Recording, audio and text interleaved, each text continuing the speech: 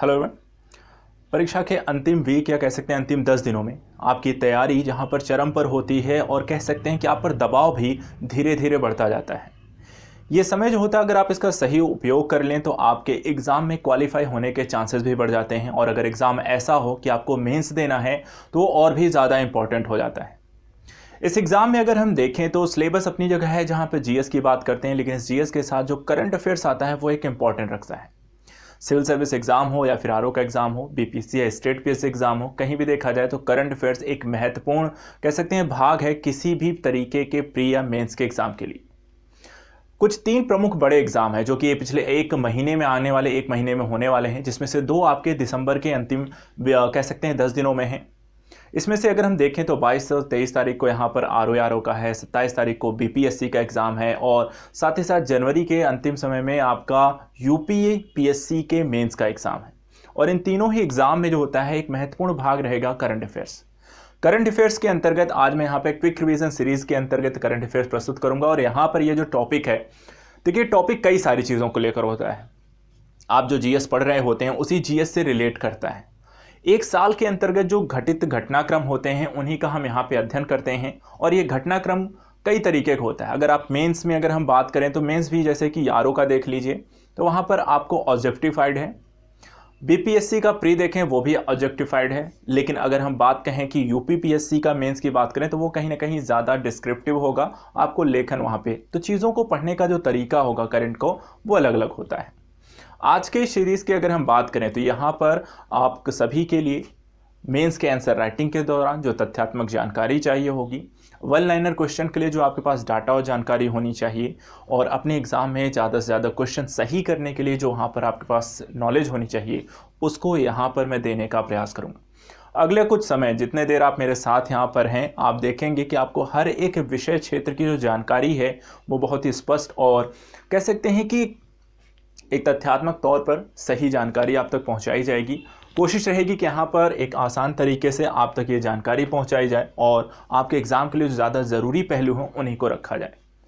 देखिए ये जो सीरीज़ है, इस क्विक रिवीजन सीरीज़ की महत्ता आप समझते हैं कि यहाँ पर हम मिनिमम टाइम में मैक्सिमम बेनिफिट्स की बात करते हैं, जिसका मूल उद्देश्य है कि आप तक ज़्यादा से ज़्यादा जानकारी पहुँचाना और आपका कम से कम समय जाना।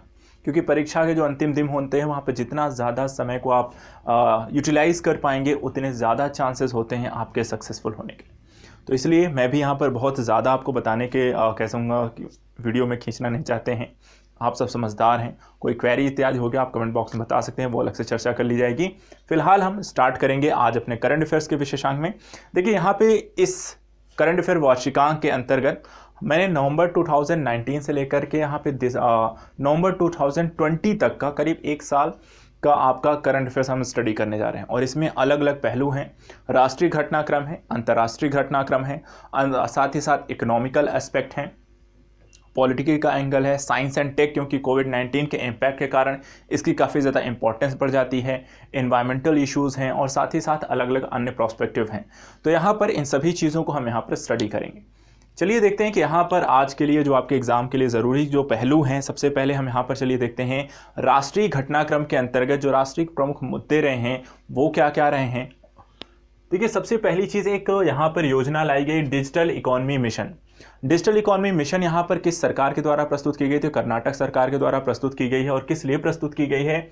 तो कर्नाटक सरकार ने अपने राज्य में ई कॉमर्स, स्टार्टअप्स और इससे संबंधित जो डिजिटल आप कह सकते हैं जो क्रय विक्रय का है एक माध्यम बना है ई कॉमर्स इंडस्ट्री, उसको वहाँ पर विकसित करने को लेकर कोविड-19 के इम्पैक्ट के दौरान अगर हम देखें तो अर्थव्यवस्था सबसे ज़्यादा प्रभावित हुई क्योंकि सभी चीज़ों पर लॉकडाउन लगा, आने जाने पर पाबंदी लगी और इस कारण से जो सामानों की जो पहुँच थी, लोगों का मार्केट जाके खरीदने वाली जो पद्धति थी उसमें काफ़ी बदलाव आया। और इसलिए यहाँ पर कर्नाटक सरकार ने एक मिशन प्रारंभ किया, डिजिटल इकोनॉमी मिशन। तो इसको ध्यान रखिएगा, डिजिटल इकोनॉमी मिशन यहाँ पे प्रारंभ किया गया कर्नाटक सरकार के द्वारा, स्टार्टअप और ई कॉमर्स को ध्यान रखकर उसको बढ़ावा देने को लेकर। दूसरा यहाँ पे एस्पेक्ट है कि अभी स्वच्छ भारत मिशन अकादमी कहाँ स्थापित की गई है? तो नई दिल्ली में स्थापित की गई है। और यहाँ पर स्वच्छ जो ये भारत मिशन अकादमी का जो मूल उद्देश्य है, जैसा आप जानते हैं स्वच्छ भारत मिशन ऑलरेडी यहाँ पर लॉन्च्ड है, जिसके तहत भारत को एक स्वच्छ राष्ट्र के रूप में यहाँ पर स्थापित करना है। एक स्वच्छता देखिए हर एक व्यक्ति के लिए ज़रूरी है और हर एक व्यक्ति अगर इसमें सहयोग करेगा तभी एक राष्ट्र की स्वच्छता वहाँ पे सक्षम हो सकते हैं। किसी भी देश में निवेशिक स्थितियाँ हों या अन्य प्रकार के अर्थव्यवस्था की ग्रोथ को अगर लेकर भी बात करें तो स्वच्छता एक इंपॉर्टेंट पहलू रखता है। इन्हीं सारी चीज़ों पर कार्य इत्यादि करने के लिए, संचालन के लिए ये अकादमी यहाँ पर नई दिल्ली में स्थापित की गई। तो ध्यान रखना है, स्वच्छ भारत मिशन अकादमी जो है कहाँ स्थापित की गई है? नई दिल्ली में।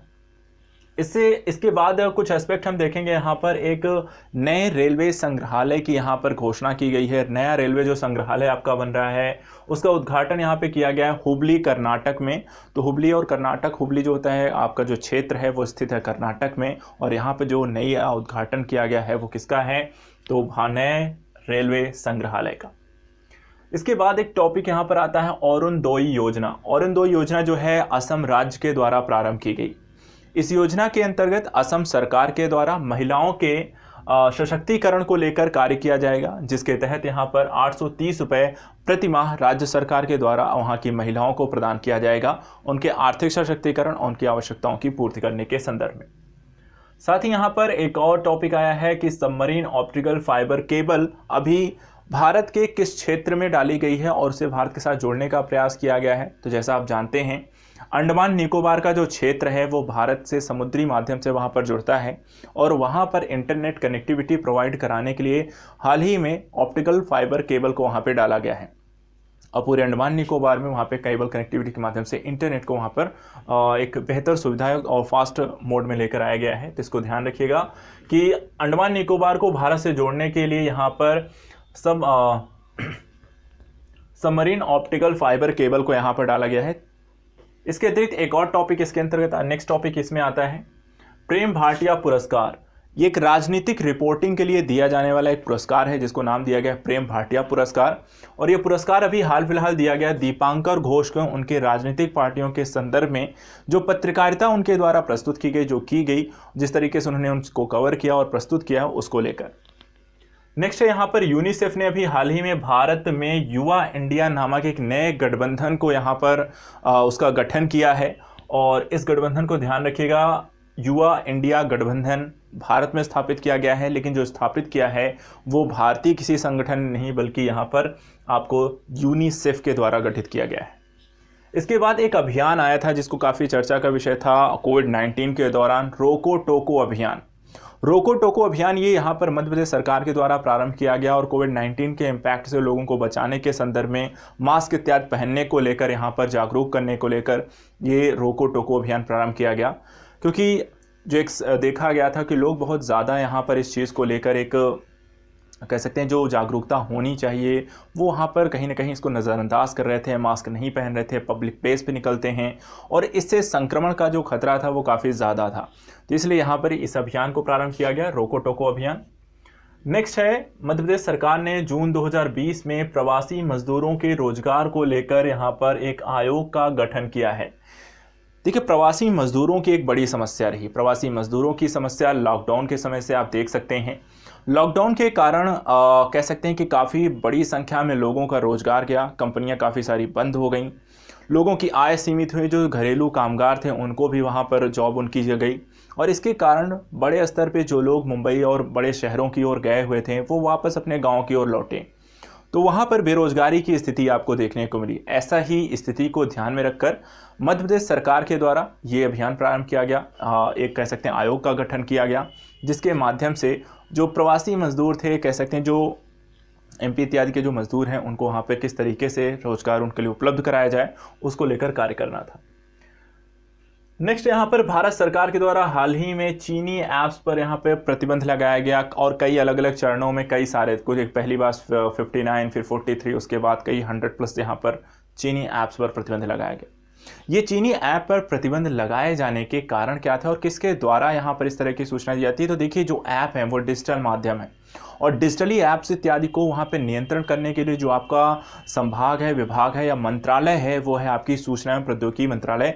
तो उसके द्वारा यहाँ पे सूचना संचार एवं प्रौद्योगिकी मंत्रालय के द्वारा इस ऐप इत्यादि को प्रतिबंध करने के लिए एक राष्ट्रीय सुरक्षा का आधार बनाया गया कि हमारी राष्ट्रीय सुरक्षा के लिए ऐप खतरे हैं, कि कह सकते हैं खतरा है, और इस आधार पर इन्हें बैन किया गया है।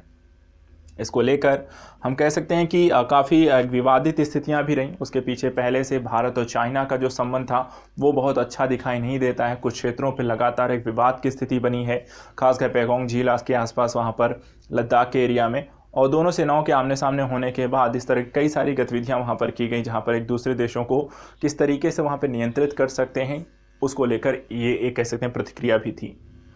इसके बाद अगला जो टॉपिक यहाँ पर है कि प्लाज्मा बैंक की स्थापना। प्लाज्मा बैंक यहाँ पर स्थापना की गई नई दिल्ली में। कोविड-19 के इलाज के लिए यहाँ पे प्लाज्मा थेरेपी का प्रयोग किया जा रहा है और इसी को प्लाज्मा थेरेपी को एक संग्रहित करने के लिए, ताकि वहाँ पर जब इसकी उपलब्धता अर्थात अगर किसी को चाहिए जिसका कोविड-19 के संदर्भ में इसका हम प्रयोग कर सकते हैं, तो वहाँ पर इसके लिए एक बैंक स्थापित किया गया है। जैसे आप ब्लड बैंक की बात करते हैं, किसी को ब्लड चाहिए होता तो ब्लड बैंक से जाकर ले सकता है, इसी तरीके से प्लाज्मा बैंक को यहाँ पर स्थापित किया गया। कहाँ बनाया गया है? तो नई दिल्ली में से स्थापित किया गया। इसके बाद भारत का पहला कवक पार्क। कवक पार्क भारत का पहला कवक पार्क बनाया गया है उत्तराखंड में। ये ध्यान रखिए, यह भारत का पहला कवक या फंगस पार्क है जो कि उत्तराखंड में स्थापित किया गया है। इसके अतिरिक्त लोकसभा व विधानसभा चुनाव में पोस्टल बैलेट के चयन के लिए मतदाता की जो न्यूनतम आयु होगी वो 65 वर्ष निर्धारित की गई है। कितना? 65 वर्ष। लोकसभा में विधानसभा में बैलेट के यूज़ के लिए, बैलेट के पोस्टल बैलेट के चयन के लिए मतदाता की न्यूनतम आयु को 65 वर्ष निर्धारित किया गया है। इसके अतिरिक्त फिक्की द्वारा भारत के पहले mutual health care and hygiene expo 2020 का यहाँ पर उद्घाटन किया गया। ठीक है, क्योंकि कोविड-19 के बाद लोगों की जो एक इम्यून सिस्टम था वो कैसे हो सकता, अच्छा हो सकता है, किस तरीके से लोगों को जागरूक इत्यादि करने को संदर्भ में एक वर्चुअल इस तरीके का आपको एक्सपो आयोजित किया गया। और किसके द्वारा किया गया? फिक्की के द्वारा। नेक्स्ट यहाँ पर जून 2020 में कुशीनगर को अंतर्राष्ट्रीय हवाई अड्डे के रूप में यहाँ पर उसको परिणत करने का कार्य किया जाएगा। इसके अतिरिक्त उत्तर प्रदेश में ड्रोन के माध्यम से टिड्डी दल को नियंत्रित करने वाला देश का यहाँ पर प्रथम देश भी बन गया है। एक इसको ध्यान रखिएगा, अभी तक टिड्डी का दल की एक घटना आई थी जहाँ पर विभिन्न राज्यों में टिड्डी के दल का एक समूह जो था वो विभिन्न राज्यों में, चाहे राजस्थान, एमपी, यूपी, हरियाणा इत्यादि के राज्यों में काफ़ी बड़ी संख्या में वो घूम रहे थे और वहाँ पे जो फसलें थे उनको नुकसान पहुँचा रहे थे, आवागमन में समस्या उत्पन्न कर रहे थे। तो वहाँ पर इसके टिड्डी दल पर एक शोध या कह सकते हैं उनको समझने के दृष्टिकोण से ये किस तरीके से कर रहे हैं, ऐसा क्यों हो रहा है, तो उनको और साथ ही उन पर नियंत्रण स्थापित करने के लिए यहाँ पे ड्रोन को लेकर आया गया। और ऐसा करने वाला भारत विश्व का पहला देश है, इसको ध्यान रखिएगा। इसके बाद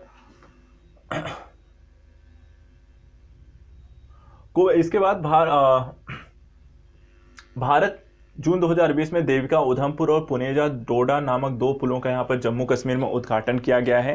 देखिए यहाँ पे जो 2 पुल हैं ये आपके जम्मू कश्मीर में स्थापित करेंगे, जिसमें उधमपुर और डोडा 2 अलग अलग ज़िले हैं। और इन ज़िलों में जो होते हैं ये पुल जो होते हैं आने जाने के मार्ग को यहाँ पे सुगमित करेंगे। और जो एक कह सकते हैं जो सेना है, सेना के आने जाने के लिए भी इसका हम प्रयोग कर सकते हैं। तो रणनीतिक तौर पर ये पुल काफ़ी इंपॉर्टेंट हैं, तो इनको ध्यान रखिएगा। जो आपको दोनों ही नाम, एक आपका कि कहाँ कहाँ आपको, तो एक है आपका देविका जो उधमपुर में है, दूसरा है आपका पुनेजा जो डोडा नामक 2 ज़िले में है। ये दोनों ही पुल यहाँ पर बनाए गए। बनाया किसने है? तो बीआरओ के द्वारा यहाँ पे बनाया गया है। नेक्स्ट यहाँ पर अगर हम बात करें तो रेल के डिब्बों को कोविड-19 आइसोलेशन इकाइयों का परिचालन करने वाला प्रथम राज्य उत्तर प्रदेश है। रेल के जो डिब्बे होते हैं उन रेल के डिब्बों को कोविड-19 के आइसोलेशन वार्ड के रूप में प्रयोग करने वाला उत्तर प्रदेश पहला राज्य है। वहाँ पर जो भी आपके मरीज इत्यादि हैं जो कोविड-19 का शिकार हैं उनको आइसोलेट करने के लिए हम किसका प्रयोग कर रहे हैं उत्तर प्रदेश? तो वहाँ पर रेल के डिब्बों का प्रयोग कर रहा है। इसके अतिरिक्त पर्यावरण के क्षेत्र में सहयोग हेतु एक समझौता किया गया है भारत और भूटान के मध्य कि वहाँ पर किस तरीके से पर्यावरण को संरक्षण किया जा सकता है, उसके लिए हम क्या क्या उपाय कर सकते हैं। इसके अतिरिक्त बात करें तो प्लांट हेल्थ क्लिनिक उद्घाटन। प्लांट हेल्थ क्लिनिक का उद्घाटन, प्लांट हेल्थ क्लिनिक जो होता है अभी इसका उद्घाटन किया गया है मणिपुर में। तो यहाँ पे ध्यान रखिएगा, प्लांट में हेल्थ क्लिनिक जो होता है कि पौधों के स्वास्थ्य इत्यादि को लेकर किस तरीके से काम कर सकते हैं और क्या चीज़ें उसमें कमी इत्यादि है उस पर क्या शोध करने के लिए क्लिनिक, जैसे कि आपको पेट डॉग होते हैं, मानव से संबंधित क्लिनिक होते हैं, उसी तरीके से प्लांट रिलेटेड हेल्थ क्लिनिक वहाँ पर स्थापित किए गए हैं जो पौधों की देखभाल करने, उनमें होने वाली समस्याओं और उनको दूर करने के लिए क्या किया जा सकता है, किस तरीके के उपायों का हम इलाज के रूप में प्रयोग कर सकते हैं। तो उनके लिए यहाँ पर ऐसा क्लिनिक बनाया गया और ये क्लिनिक आपको ध्यान रखना है कहाँ बनाया गया है, तो मणिपुर में। नेक्स्ट है उत्तराखंड राज्य की ग्रीष्मकालीन राजधानी। गैरसैंण को घोषित किया गया है। ठीक है, उत्तराखंड राज्य की ग्रीष्मकालीन राजधानी गैरसैंण यहाँ पर घोषित की गई है। जून 2020 भारत सरकार के द्वारा BS6 श्रेणी के सभी वाहनों पर हरे रंग की पट्टी को लगाना अनिवार्य कर दिया गया है। तो BS6 मानक जो होती हैं कम से कम कार्बन उत्सर्जन करने वाली गाड़ियों के संदर्भ में एक नए प्रकार के इंजन इत्यादि का प्रयोग करना, और साथ ही साथ जो ईंधन आप उसका प्रयोग करते हैं जिसके दहन के पश्चात जो होती है कार्बन उत्सर्जन जो होती है या फिर ग्लोबल वार्मिंग उत्पन्न करने वाली जो गैसेस होती हैं आप उनका कम से कम उत्पादन करते हैं। लेड और सीसा जो इत्यादि उसके दहन के बाद उत्पन्न होता है, पार्टिकल मैटर जो होते हैं PM 2.5 होते हैं, उनको जो कम से कम उत्सर्जन करता है उनको यहाँ पर BS6 मानक कहते हैं। और इसके लिए अर्थात कि जिस भी गाड़ी में BS6 मानक संबंधी यहाँ पर इंजन इत्यादि का प्रयोग किया गया है उसमें हरे रंग की पट्टी को लगाना है। इसके बाद अगर हम बात करें तो पहला ऑनलाइन कचरा विनिमय कार्यक्रम यहाँ पर आंध्र प्रदेश में स्टार्ट किया गया है। पहला ऑनलाइन कचरा विनिमय कार्यक्रम आंध्र प्रदेश में स्टार्ट किया गया है। इसके अतिरिक्त देश का सबसे बड़ा प्लेटफॉर्म हुबली स्टेशन कर्नाटक में बनाया गया है। राष्ट्रीय मानवाधिकार आयोग ने संयुक्त राष्ट्र को यूनिवर्सल पीरियोडिक रिव्यू 3 यहाँ पर प्रस्तुत किया है। साथ ही राष्ट्रीय बाघ संरक्षण प्राधिकरण के अनुसार MP में बाघों की संख्या सर्वाधिक है। तो एक चीज़ इसको ध्यान रखना है कि भारत में जो बाघों की संख्या सर्वाधिक किस राज्य में है तो MP में है, और इसको यहाँ पर राष्ट्रीय बाघ संरक्षण प्राधिकरण के अनुसार इसे घोषित कर दिया गया है। इसके अतिरिक्त NCERT ने हाल ही में स्कूली बच्चों के लिए ई लर्निंग कंटेंट के प्रसारण को लेकर वहाँ पर समझौता किया है, और इसके माध्यम से रोटरी नामक एक रोटरी इंडिया के साथ ये समझौता किया गया है। और जो बच्चे हैं उनको पढ़ाने के संदर्भ में किस तरीके से टेलीवाइज्ड किया जाएगा और इस जो क्लासेस होंगी वो उनको उपलब्ध कराने के संदर्भ में ये सारा NCERT के द्वारा ये एक समझौता किया गया है। तो किसके साथ किया गया है? रोटरी इंडिया के साथ। इसके अतिरिक्त बागजात तेल कुआं ऑयल, ये अभी हाल ही में यहाँ पर आसाम में इसको आग इत्यादि की घटनाएं बड़े स्तर पे वहाँ पर देखी गई, तो इसको ध्यान रखिएगा। बागजात तेल का कुआं जो है वो कहाँ है? आसाम में। भोगापुरम एक ग्रीनफील्ड अंतर्राष्ट्रीय हवाई अड्डे का निर्माण किया जाएगा आंध्र प्रदेश में। भारत ने अमेरिकी अंतर्राष्ट्रीय धार्मिक स्वतंत्रता आयोग की टीम के सांसदों को वीज़ा देने से मना कर दिया था, जिसका कारण था क्योंकि ये मानवाधिकार आयोग यहाँ पे जो कह सकते हैं कि अपनी रिपोर्ट्स वहाँ पर निकालता है, उसमें लगातार भारत के संदर्भ में कहता है कि भारत बहुत ज़्यादा धार्मिक भेदभाव यहाँ पर करता है, और उसके द्वारा कई बार जो वक्तव्य दिए जाते हैं वो भारतीय धार्मिक स्वतंत्रता इत्यादि के संदर्भ में एक कह सकते हो उन्माद फैलाने के दृष्टिकोण से भी देखा जाता है, और इसलिए भारत ने यहाँ पर इनके सांसदों को वीज़ा देने से मना कर दिया, इसके सदस्यों को। इसके बाद छत्तीसगढ़ में लाख की खेती को कृषि गतिविधि घोषित किया गया है। तो छत्तीसगढ़ में जो लाख की खेती होती है उसको कृषि गतिविधि के रूप में घोषित किया जा चुका है, इसको ध्यान रखना है। प्रवासन आयोग का गठन उत्तर प्रदेश सरकार के द्वारा किया गया है ताकि उत्तर प्रदेश के जो प्रवासी मजदूर हैं उनके संदर्भ में कार्य किया जा सके, उनको रोजगार उपलब्ध कराया जा सके। साथ ही पर्सनल प्रोटेक्टिव इक्विपमेंट उत्पादन का भारत यहाँ पर विश्व में दूसरे स्थान पर आ सका है, जो इसको आप PPE किट कहते हैं। उसके उत्पादन में भारत सरकार के द्वारा कोविड-19 के इम्पैक्ट के बाद यहाँ पे जो प्रयास किए गए उसके कारण आज भारत का स्थान PPE किट उत्पादन में विश्व में दूसरे स्थान पर है। साथ ही कोणार्क सूर्य मंदिर के पूर्ण सौरकरण की योजना यहाँ पर उड़ीसा सरकार के द्वारा प्रारंभ की गई है। साथ ही चंबा सुरंग उत्तराखंड में यहाँ पर इसका निर्माण किया गया है। तो चंबा जो सुरंग है उत्तराखंड में यहाँ पे निर्माण कार्य हो गया है और वहाँ पर आने जाने की सुविधा इससे विकसित हो चुकी है। उत्तर प्रदेश सरकार के द्वारा हाल ही में 800 किलोमीटर सड़क को हर्बल सड़क के रूप में परिवर्तित करने का काम किया गया। हर्बल का मतलब कि यहाँ पर जो औषधियाँ हैं उस सड़क के किनारे अर्थात 800 किलोमीटर लंबी सड़क के आसपास के जो क्षेत्र हैं वहाँ पर औषधियों का कह सकते हैं कि खेती इत्यादि करने के रूप में इसे विकसित किया जाएगा। इसके साथ साथ अमरावती, विशाखापट्टनम, कुर्नूल एक ऐसा राज्य आंध्र प्रदेश जिसकी 3 राजधानियां होंगी, और भारत का ऐसा पहला राज्य होगा जिसकी 3 राजधानियां होंगी। आंध्र प्रदेश है, और 3 राजधानियां कौन कौन सी हैं? अमरावती, विशाखापट्टनम, कुर्नूल। इसके अतिरिक्त RBI के द्वारा दृष्टिबाधित लोगों को रुपए की राशि पहचानने के लिए एक ऐप जारी किया गया है जिसका नाम है मणि। ठीक है, क्योंकि दृष्टिबाधित लोगों को रुपए की एग्जैक्ट राशि क्या है सम टाइम वहाँ पर पता करने में प्रॉब्लम होती है, तो इसको किस तरीके से उन्हें पता करना आसान होगा, इसके लिए वहाँ पर RBI के द्वारा एक ऐप लॉन्च किया गया है मणि। इसके अतिरिक्त सर्वश्रेष्ठ हॉकी खिलाड़ी का जो पुरस्कार है वो मनप्रीत सिंह को दिया गया है, और यह पुरस्कार जो है अंतर्राष्ट्रीय हॉकी महासंघ के द्वारा घोषित किया गया है। अयोध्या में श्री राम मंदिर के निर्माण हेतु जिस ट्रस्ट की या स्थापना की गई है, जिस न्यास की स्थापना की गई, उसका नाम है श्री राम जन्मभूमि तीर्थ क्षेत्र श्री राम जन्मभूमि तीर्थ क्षेत्र ट्रस्ट की स्थापना यहाँ पर की गई है, जो कि कार्यभार देखेगी अयोध्या में श्री राम मंदिर के निर्माण से संबंधित। साथ ही यहाँ पर अगर हम बात करें तो भारतीय गणतंत्र दिवस 2020 के मुख्य अतिथि कौन थे। 2020 के मुख्य अतिथि यहाँ पर अगर पूछा जाए, जैर बोल्सोनारो यहाँ पर इसके मुख्य अतिथि थे।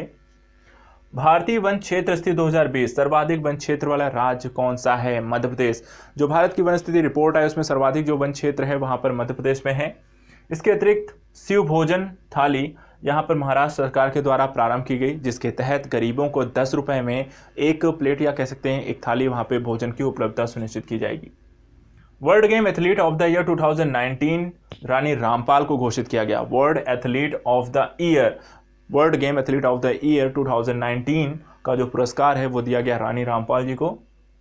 नेक्स्ट है क्वांटम तकनीकी और अनुप्रयोगों के राष्ट्रीय मिशन जो 5 वर्ष की अवधि के दौरान पूर्ण किया जाएगा। इसके लिए केंद्र सरकार के द्वारा 8,000 करोड़ रुपए का यहाँ पर आवंटन किया गया है, जिसके तहत यहाँ पर सुपर कंप्यूटर को भारत के द्वारा विकसित किए जाएंगे। साथ ही केंद्रीय द विनिंग सिक्सर के लेखक, द विनिंग सिक्सर एक पुस्तक आई है जिसके लेखक हैं W.V. रमन। महाराष्ट्र राज्य सरकार के साइबर सेफ विमेन पहल को यहाँ पर शुरू किया गया। तो एक क्वेश्चन इसको ध्यान रखिएगा, साइबर सेफ विमेन की पहल किस सरकार किस राज्य के द्वारा शुरू की गई? तो महाराष्ट्र सरकार के द्वारा प्रारंभ किया गया है। डोर स्टेप बैंकिंग किस बैंक के द्वारा प्रारंभ की गई है? SBI के द्वारा डोर स्टेप बैंकिंग शुरू की गई है। गृह मंत्री ने इसको यहाँ पर नागपुर में से प्रारंभ किया है। इसके अतिरिक्त दूसरी चीज़ है कि रेलवे ने अभी हाल ही में एक समझौता किया गया है, जिसके माध्यम से राष्ट्रीय आपदा मोचन बल की एक आधारशिला यहाँ पर नागपुर उसके आसपास यहाँ पर रखी जाएगी। भारत की सांस्कृतिक राजधानी कौन सी है? वाराणसी। अभी हाल ही में हम कह सकते हैं कि वाराणसी का एक प्रधानमंत्री का भी दौरा था, और यहाँ पर आप ये भी समझ लीजिए वाराणसी या जिसको आप काशी कहते हैं, इसको जापान के साथ एक समझौता किया गया था, जिसके तहत यहाँ पर जापान के क्योटो शहर को यहाँ पे काशी के रूप में वहाँ पर ऐसे मतलब कि एक क्योटो की तरह इसे भी एक धार्मिक और सांस्कृतिक केंद्र के रूप में इसे विकसित करना है, और उसके तहत इसका आधुनिकीकरण किया जाएगा और उसका एक कह सकते हैं स्मार्ट सिटी के रूप में भी इसे हम विकसित करेंगे। इसके बाद नेक्स्ट कुछ टॉपिक्स को देखते हैं, जैसे कि किसान सभा ऐप एक किसानों की आपूर्ति श्रृंखला को जोड़ने हेतु यहाँ पर एक ऐप बनाया गया है वैज्ञानिक और औद्योगिक अनुसंधान परिषद के द्वारा, जिसका नाम है किसान सभा ऐप। विद्युत आपूर्ति श्रृंखला जो खाद्यान्न आपूर्ति श्रृंखला के तहत किसानों को जोड़े जाने से संबंधित है। इसके अतिरिक्त हाल ही में एकांकागुआ चोटी को सबसे कम उम्र में फतह करने वाली काम्या कार्तिकेयन बन गई हैं। एकांकागुआ जो चोटी है वो दक्षिण अमेरिका में अर्जेंटीना में है, और यहाँ पर जो पहले सबसे कम उम्र की जो महिला हैं या कह सकते हैं कि यहाँ पर बन गई हैं वो हैं काम्या कार्तिकेयन। इसके बाद मनरेगा के अंतर्गत हाल ही में सर्वाधिक जो रोजगार प्रदान किया गया वो राज्य का नाम है छत्तीसगढ़। कोरोना वायरस का परीक्षण reverse transcription polymerase chain reaction के द्वारा प्रयोग किया जाता है। तो कोरोना के संबंधित यहाँ पर ध्यान रखिएगा, जिस प्रकार के परीक्षण अर्थात कोरोना वायरस के परीक्षण के लिए जिस तकनीकी का प्रयोग करते हैं उसका नाम क्या है? अगर ये एग्जाम में पूछा जाए तो ध्यान रखिएगा reverse transcription polymerase chain reaction का यहाँ पे प्रयोग किया जाता है। इसके अतिरिक्त आवश्यक चीज़ों को बेचने वालों स्टोरों की जानकारी के लिए हाल ही में गूगल प्ले स्टोर ने यहाँ पे नियर बाई प्लेटफॉर्म को विकसित किया था। तो नियर बाई जो प्लेटफॉर्म है वो विकसित किया गया था गूगल प्लेटफॉर्म के द्वारा। आरोग्य सेतु IVRS सेवा केंद्र का तमिलनाडु राज्य सरकार के द्वारा मिलकर यहाँ पे प्रारंभ किया गया है। आरोग्य सेतु जो IVRS सिस्टम है इसे केंद्र सरकार और तमिलनाडु राज्य सरकार ने मिलकर इसे ओपन किया है। इसके अतिरिक्त हाल ही में समाधान नामक एक योजना प्रारंभ की गई। एक कह सकते हैं कि एक चैलेंज दिया गया था समाधान केंद्र सरकार के द्वारा, और इसके अंतर्गत कोविड-19 के से को निजात दिलाने के लिए या उसको नियंत्रित करने के संदर्भ में क्या समाधान निकाला जा सकता है, इसको लेकर इसे लॉन्च किया गया था। इसके अतिरिक्त 5T जो प्लान है ये प्रस्तुत किया कोरोना वायरस से निपटने के लिए नई दिल्ली सरकार के द्वारा। तो 5T प्लान किसका है? नई दिल्ली सरकार का है। कोरोना वायरस से निपटने के संदर्भ में किया गया है। सिप्री के द्वारा हाल ही में एक अभी निर्यात सूची जारी की गई, जिसमें भारत का 23वां यहाँ पे स्थान है निर्यात हथियारों के निर्यात के संदर्भ में। सिप्री के द्वारा जो सूची जारी की गई है, भारत का निर्यात हथियारों के निर्यात के संदर्भ में यहाँ पे 23वां स्थान है। इसके अतिरिक्त अगर हम बात करें, स्ट्रैंडेड इन इंडिया नामक एक पोर्टल का भी हाल ही में लॉन्च किया गया, जो भारत में फंसे विदेशी पर्यटकों को निकालने के लिए यहाँ पे प्रयोग किया जाएगा। इसके अतिरिक्त अगर हम बात करें तो सांसद स्थानीय क्षेत्र विकास योजना 2 वर्षों के लिए कोविड-19 के कारण यहाँ पर सांसदों को जो राशि आवंटित की जाती थी अपने क्षेत्र के विकास के संदर्भ में, वहाँ पर कोविड-19 के इम्पैक्ट के कारण उस राशि को 2 वर्षों के लिए स्थगित कर दिया गया है। साथ ही अगर हम बात करें तो यहाँ पर गूगल के द्वारा दिल्ली को 2021 तक अपना अगला क्लाउड क्षेत्र खोलने की यहाँ पर घोषणा की है। तो गूगल ने अपना अगला जो क्लाउड क्षेत्र घोषणा की है कि खोला जाएगा, वो नई दिल्ली में और 2021 में खोला जाएगा। इसके अतिरिक्त अगर हम बात करें तो ऑपरेशन शील्ड यहाँ पर 21 नियंत्रण जोड़ों के अंतर्गत यहाँ पर प्रारंभ किया गया है, ताकि यहाँ पर दिल्ली में जो भी कोविड-19 के इम्पैक्ट फैल रहे हैं उसको वहाँ पर नियंत्रित किया जा सके। तो ऑपरेशन शील्ड नई दिल्ली सरकार के द्वारा प्रारंभ किया गया। इसके अतिरिक्त खेलो इंडिया यूनिवर्सिटी गेम 2020 के विजेता कौन रहे? पंजाब यूनिवर्सिटी। पंजाब यूनिवर्सिटी ने यहाँ पर खेलो इंडिया यूथ गेम को यहाँ पर जीता है, यूनिवर्सिटी गेम्स को जीता है। इसके बाद अगर हम बात करें तो अगला जो टॉपिक है सुपोषित माँ अभियान राजस्थान सरकार के द्वारा गर्भवती महिलाओं के पोषण हेतु तो यहाँ पर प्रारंभ किया गया है। इसके अतिरिक्त रियलमी नामक एक स्मार्टफोन, रियलमी आपका स्मार्टफोन आता है और इस स्मार्टफोन में एक ऐसी चीज़ का प्रयोग किया है जो किसी अन्य स्मार्टफोन के द्वारा नहीं किया जाता है, और वो है हमारे सभी जो ऐप प्रयोग होते हैं मूलतः उसमें हम जो नेविगेशन सिस्टम प्रयोग करते हैं वो किसी विदेशी कंपनी का होता है, लेकिन जो रियलमी नामक फ़ोन है इसमें जो नेविगेशन सिस्टम आप यूज़ करने जा रहे हैं वो यहाँ पर इसरो के द्वारा विकसित किया गया नाविक होगा।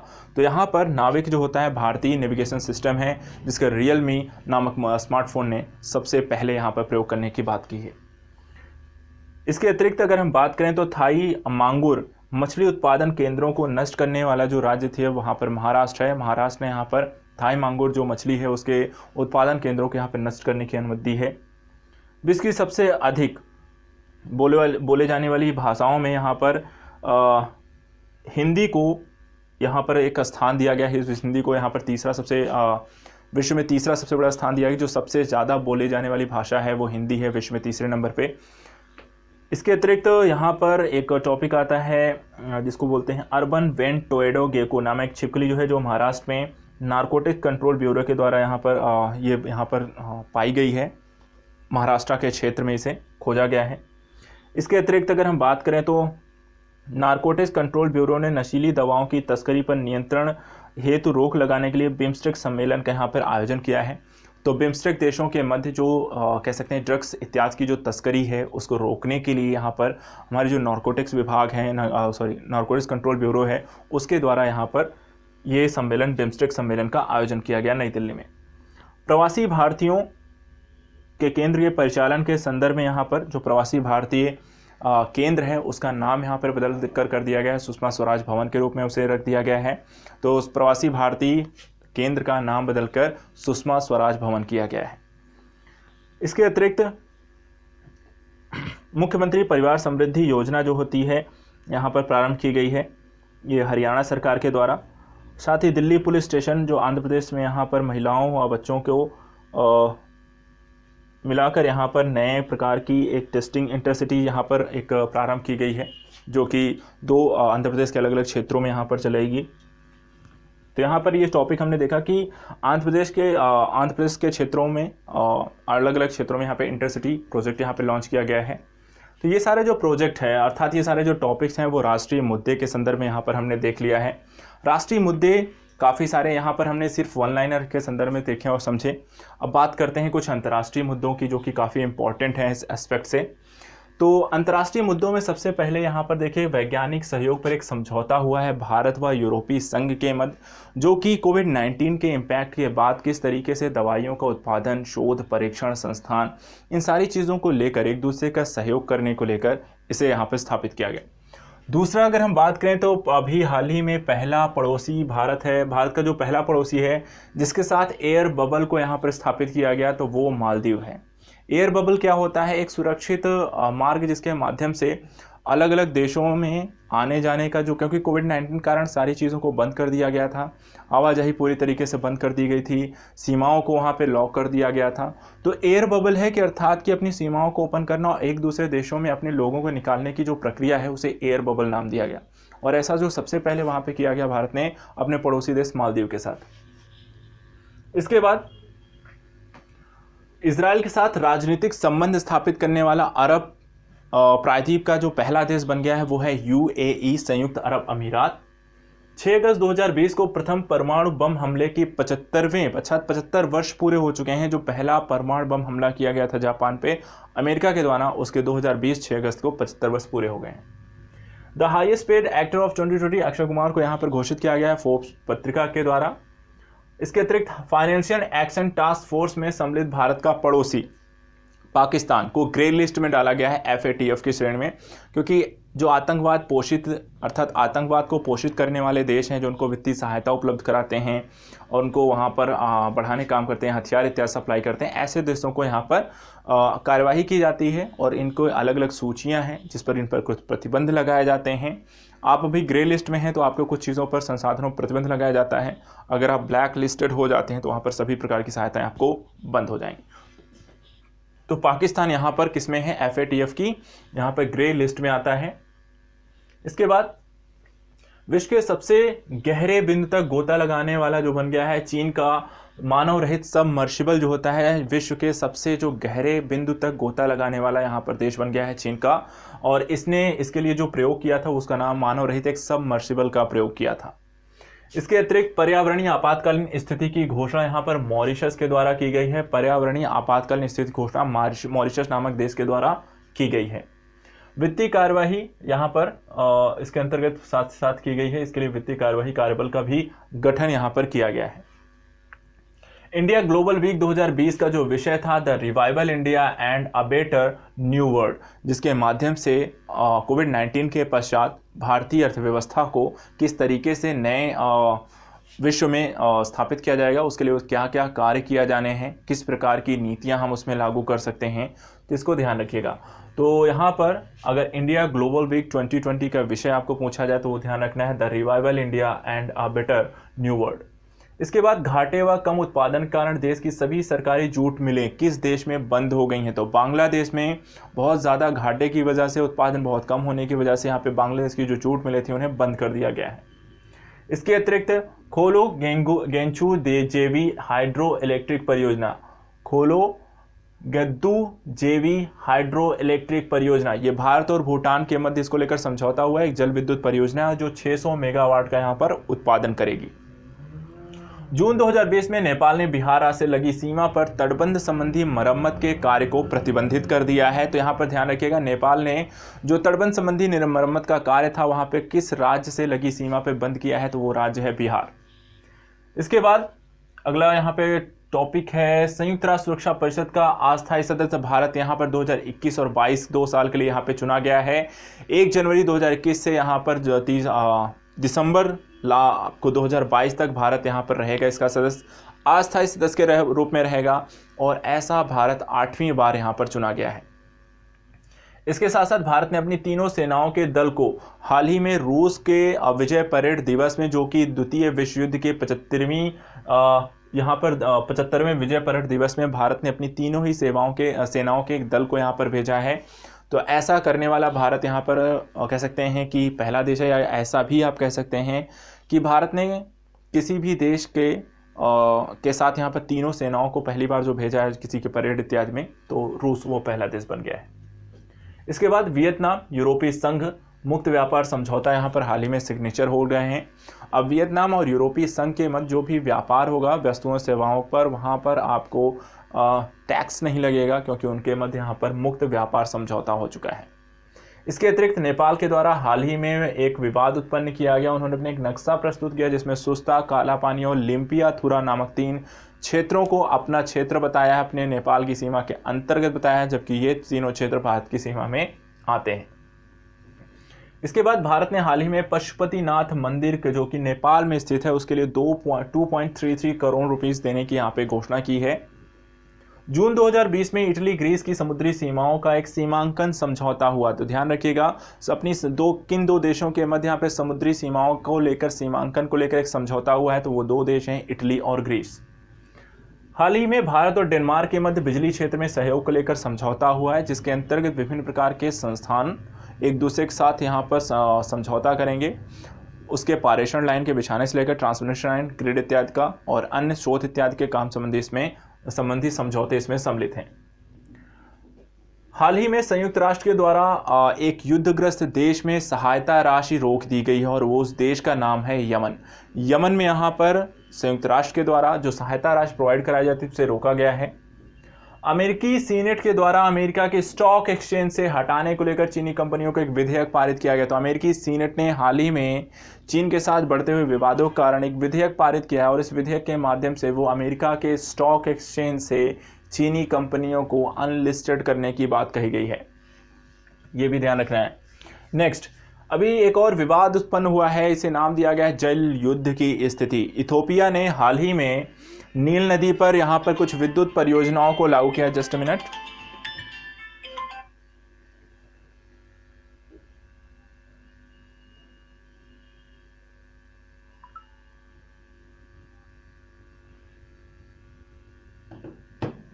सॉरी, तो हम बात कर रहे थे यहाँ पर कि हाल ही में एक जल युद्ध की घटना यहाँ पर घटित होने वाली है। इथोपिया ने अपनी हाल ही में नील नदी पर एक बड़ी मेगा जल विद्युत परियोजना को यहाँ पे लॉन्च करने की बात की है, बनाने की बात की, उसमें निर्माण कार्य उसने प्रारंभ किया है।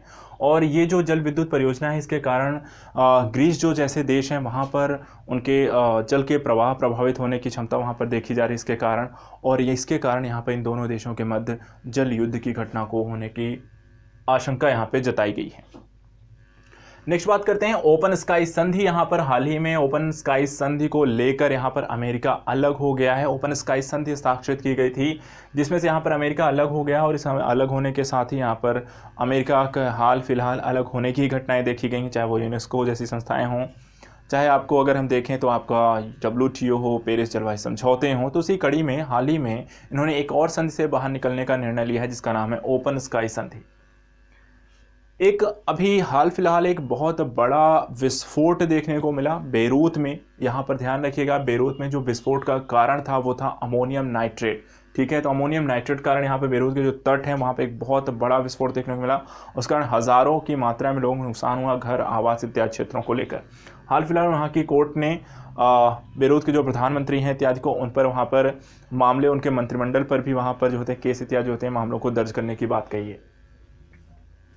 एक और विवाद देखने को मिलता है, पाकिस्तान के द्वारा एक नया राजनीतिक नक्शा प्रस्तुत किया गया और इस राजनीतिक नक्शे में उन्होंने पूरे कश्मीर के साथ साथ गुजरात के जूनागढ़ के क्षेत्र को भी उन्होंने अपने क्षेत्र में दिखाया है और इसके कारण यहाँ पर भारत ने काफ़ी कड़े शब्दों में इसका विरोध भी किया है और उन्हें आगाह भी किया है कि इस तरह की घटनाओं को अंजाम ना दिया जाए, अन्यथा की स्थिति उनके लिए सही नहीं होगी। अगले टॉपिक की ओर बढ़ते हैं। यहाँ पर एक चीज़ देखने को मिलता है इस्तांबुल कन्वेंशन। यहाँ पर इस्तांबुल कन्वेंशन से पोलैंड अलग हो गया है। इस्तांबुल कन्वेंशन है क्या? तो यहाँ पर महिलाओं के विरुद्ध हिंसा को रोकने के लिए यूरोपीय समझौता परिषद भी इसे कह सकते हैं कि महिलाओं के खिलाफ होने वाली हिंसा को रोकने के लिए कन्वेंशन या इस्तांबुल कन्वेंशन यहाँ पर सिग्नेचर्ड किए गए थे और इस सिग्नेचर में 2020 से यहाँ पर 2019 में इसे हस्ताक्षरित किया गया था। इसमें 45 देश थे लेकिन पोलैंड इससे अलग हो गया, तो 44 देश इसमें बचे हुए। भारत यूरोपीय यूनियन वर्चुअल समिट अभी हाल में आयोजित की गई 2020 से 2025 के मध्य और इसमें जल, ऊर्जा, स्वास्थ्य सेवा, एग्रीटेक, एकीकृत साइबर सुरक्षा, सूचना संचार, प्रसारण प्रौद्योगिकी को लेकर यहाँ पे समझौते साइन किए गए। तो यहाँ पर ध्यान रखिएगा, यहाँ पर यूरोपीय संघ के यूनियन वर्चुअल समिट यहाँ पर आयोजित की गई है। जितनी भी समिट हुई हैं हाल फिलहाल सब वर्चुअल ही हुई हैं। इसके बाद एक और टॉपिक आता है जो कि काफ़ी चर्चा का विषय रहा, चाबहार बंदरगाह जो ईरान में है, ईरान का है, भारत द्वारा विकसित किया जा रहा था और भारत की जो एक मंशा थी कि भारत यहाँ पर ईरान के तक समुद्री जलमार्ग के माध्यम से जुड़ेगा और उसके पश्चात वो वहाँ पर एक रेल लाइन के माध्यम से अफ़गानिस्तान पहुँचेगा और अफ़गानिस्तान में वहाँ पर एक सड़क मार्ग के माध्यम से वो उन क्षेत्रों से जुड़ेगा। उसी कड़ी में यहाँ पर हाल ही में ईरान के द्वारा जो रेल लाइन बनाई जानी थी ईरान में भारत के सहयोग से और अफ़गानिस्तान उसका त्रिपक्षीय सहयोग था, वहाँ पर निर्णय लिया कि वो अकेले ही इसका वित्त पोषण यहाँ पर करेगा। जिसके कारण काफ़ी दिनों तक ये चर्चा रही। और कारण इसलिए भी था क्योंकि भारत ने काफ़ी लेट कर दिया जो ये समझौता हुआ उसके पश्चात से। रीज़न अमेरिका के द्वारा लगाया गया प्रतिबंध रहे हैं और इस प्रतिबंध के कारण ईरान अपने आप को आगे बढ़ाने को लेकर इस जाहेदान, ध्यान रखिएगा, जाहेदान रेलवे लाइन है जो कि 628 किलोमीटर लंबी लाइन है, इसको अकेले ही वित्त पोषित करने का उसने निर्णय लिया है। इसके बाद भारत बांग्लादेश के मध्य मई 2020 में 5 नए बंदरगाह, 2 नए प्रोटोकॉल मार्गों को लेकर यहाँ पे समझौता हो गया है। हाल ही में यहाँ पर एक रेलवे लाइन्स को फिर से दोबारा खोलने को लेकर भी भारत और बांग्लादेश के मध्य एक समझौता हुआ है। इसके बाद द्वितीय बिम्स्टेक डिजास्टर मैनेजमेंट एक्सरसाइज जो होती है फरवरी 2020 में ओडिशा के तट पर यहाँ पर आयोजित की गई। मालदीव के द्वारा फरवरी 2020 में 3 वर्ष पश्चात पुनः राष्ट्रमंडल देशों के जो समूह है उसकी सदस्यता ली गई। तो ध्यान रखिएगा, राष्ट्रमंडल जो समूह रहा है जो सदस्य राष्ट्रों का, तो उसको फिर से या दोबारा वहाँ पर उसकी सदस्यता किस राष्ट्र के द्वारा ली गई है? मालदीव के द्वारा फरवरी 2020 में। रूस के नए प्रधानमंत्री मिखाइल व्लादिमीरोविच मिशुस्तिन हैं। तो यहाँ पर नाम वैसे पुतिन का ही रहता है और उन्हीं के कारण रूस और पुतिन एक दूसरे के कह सकते हैं कि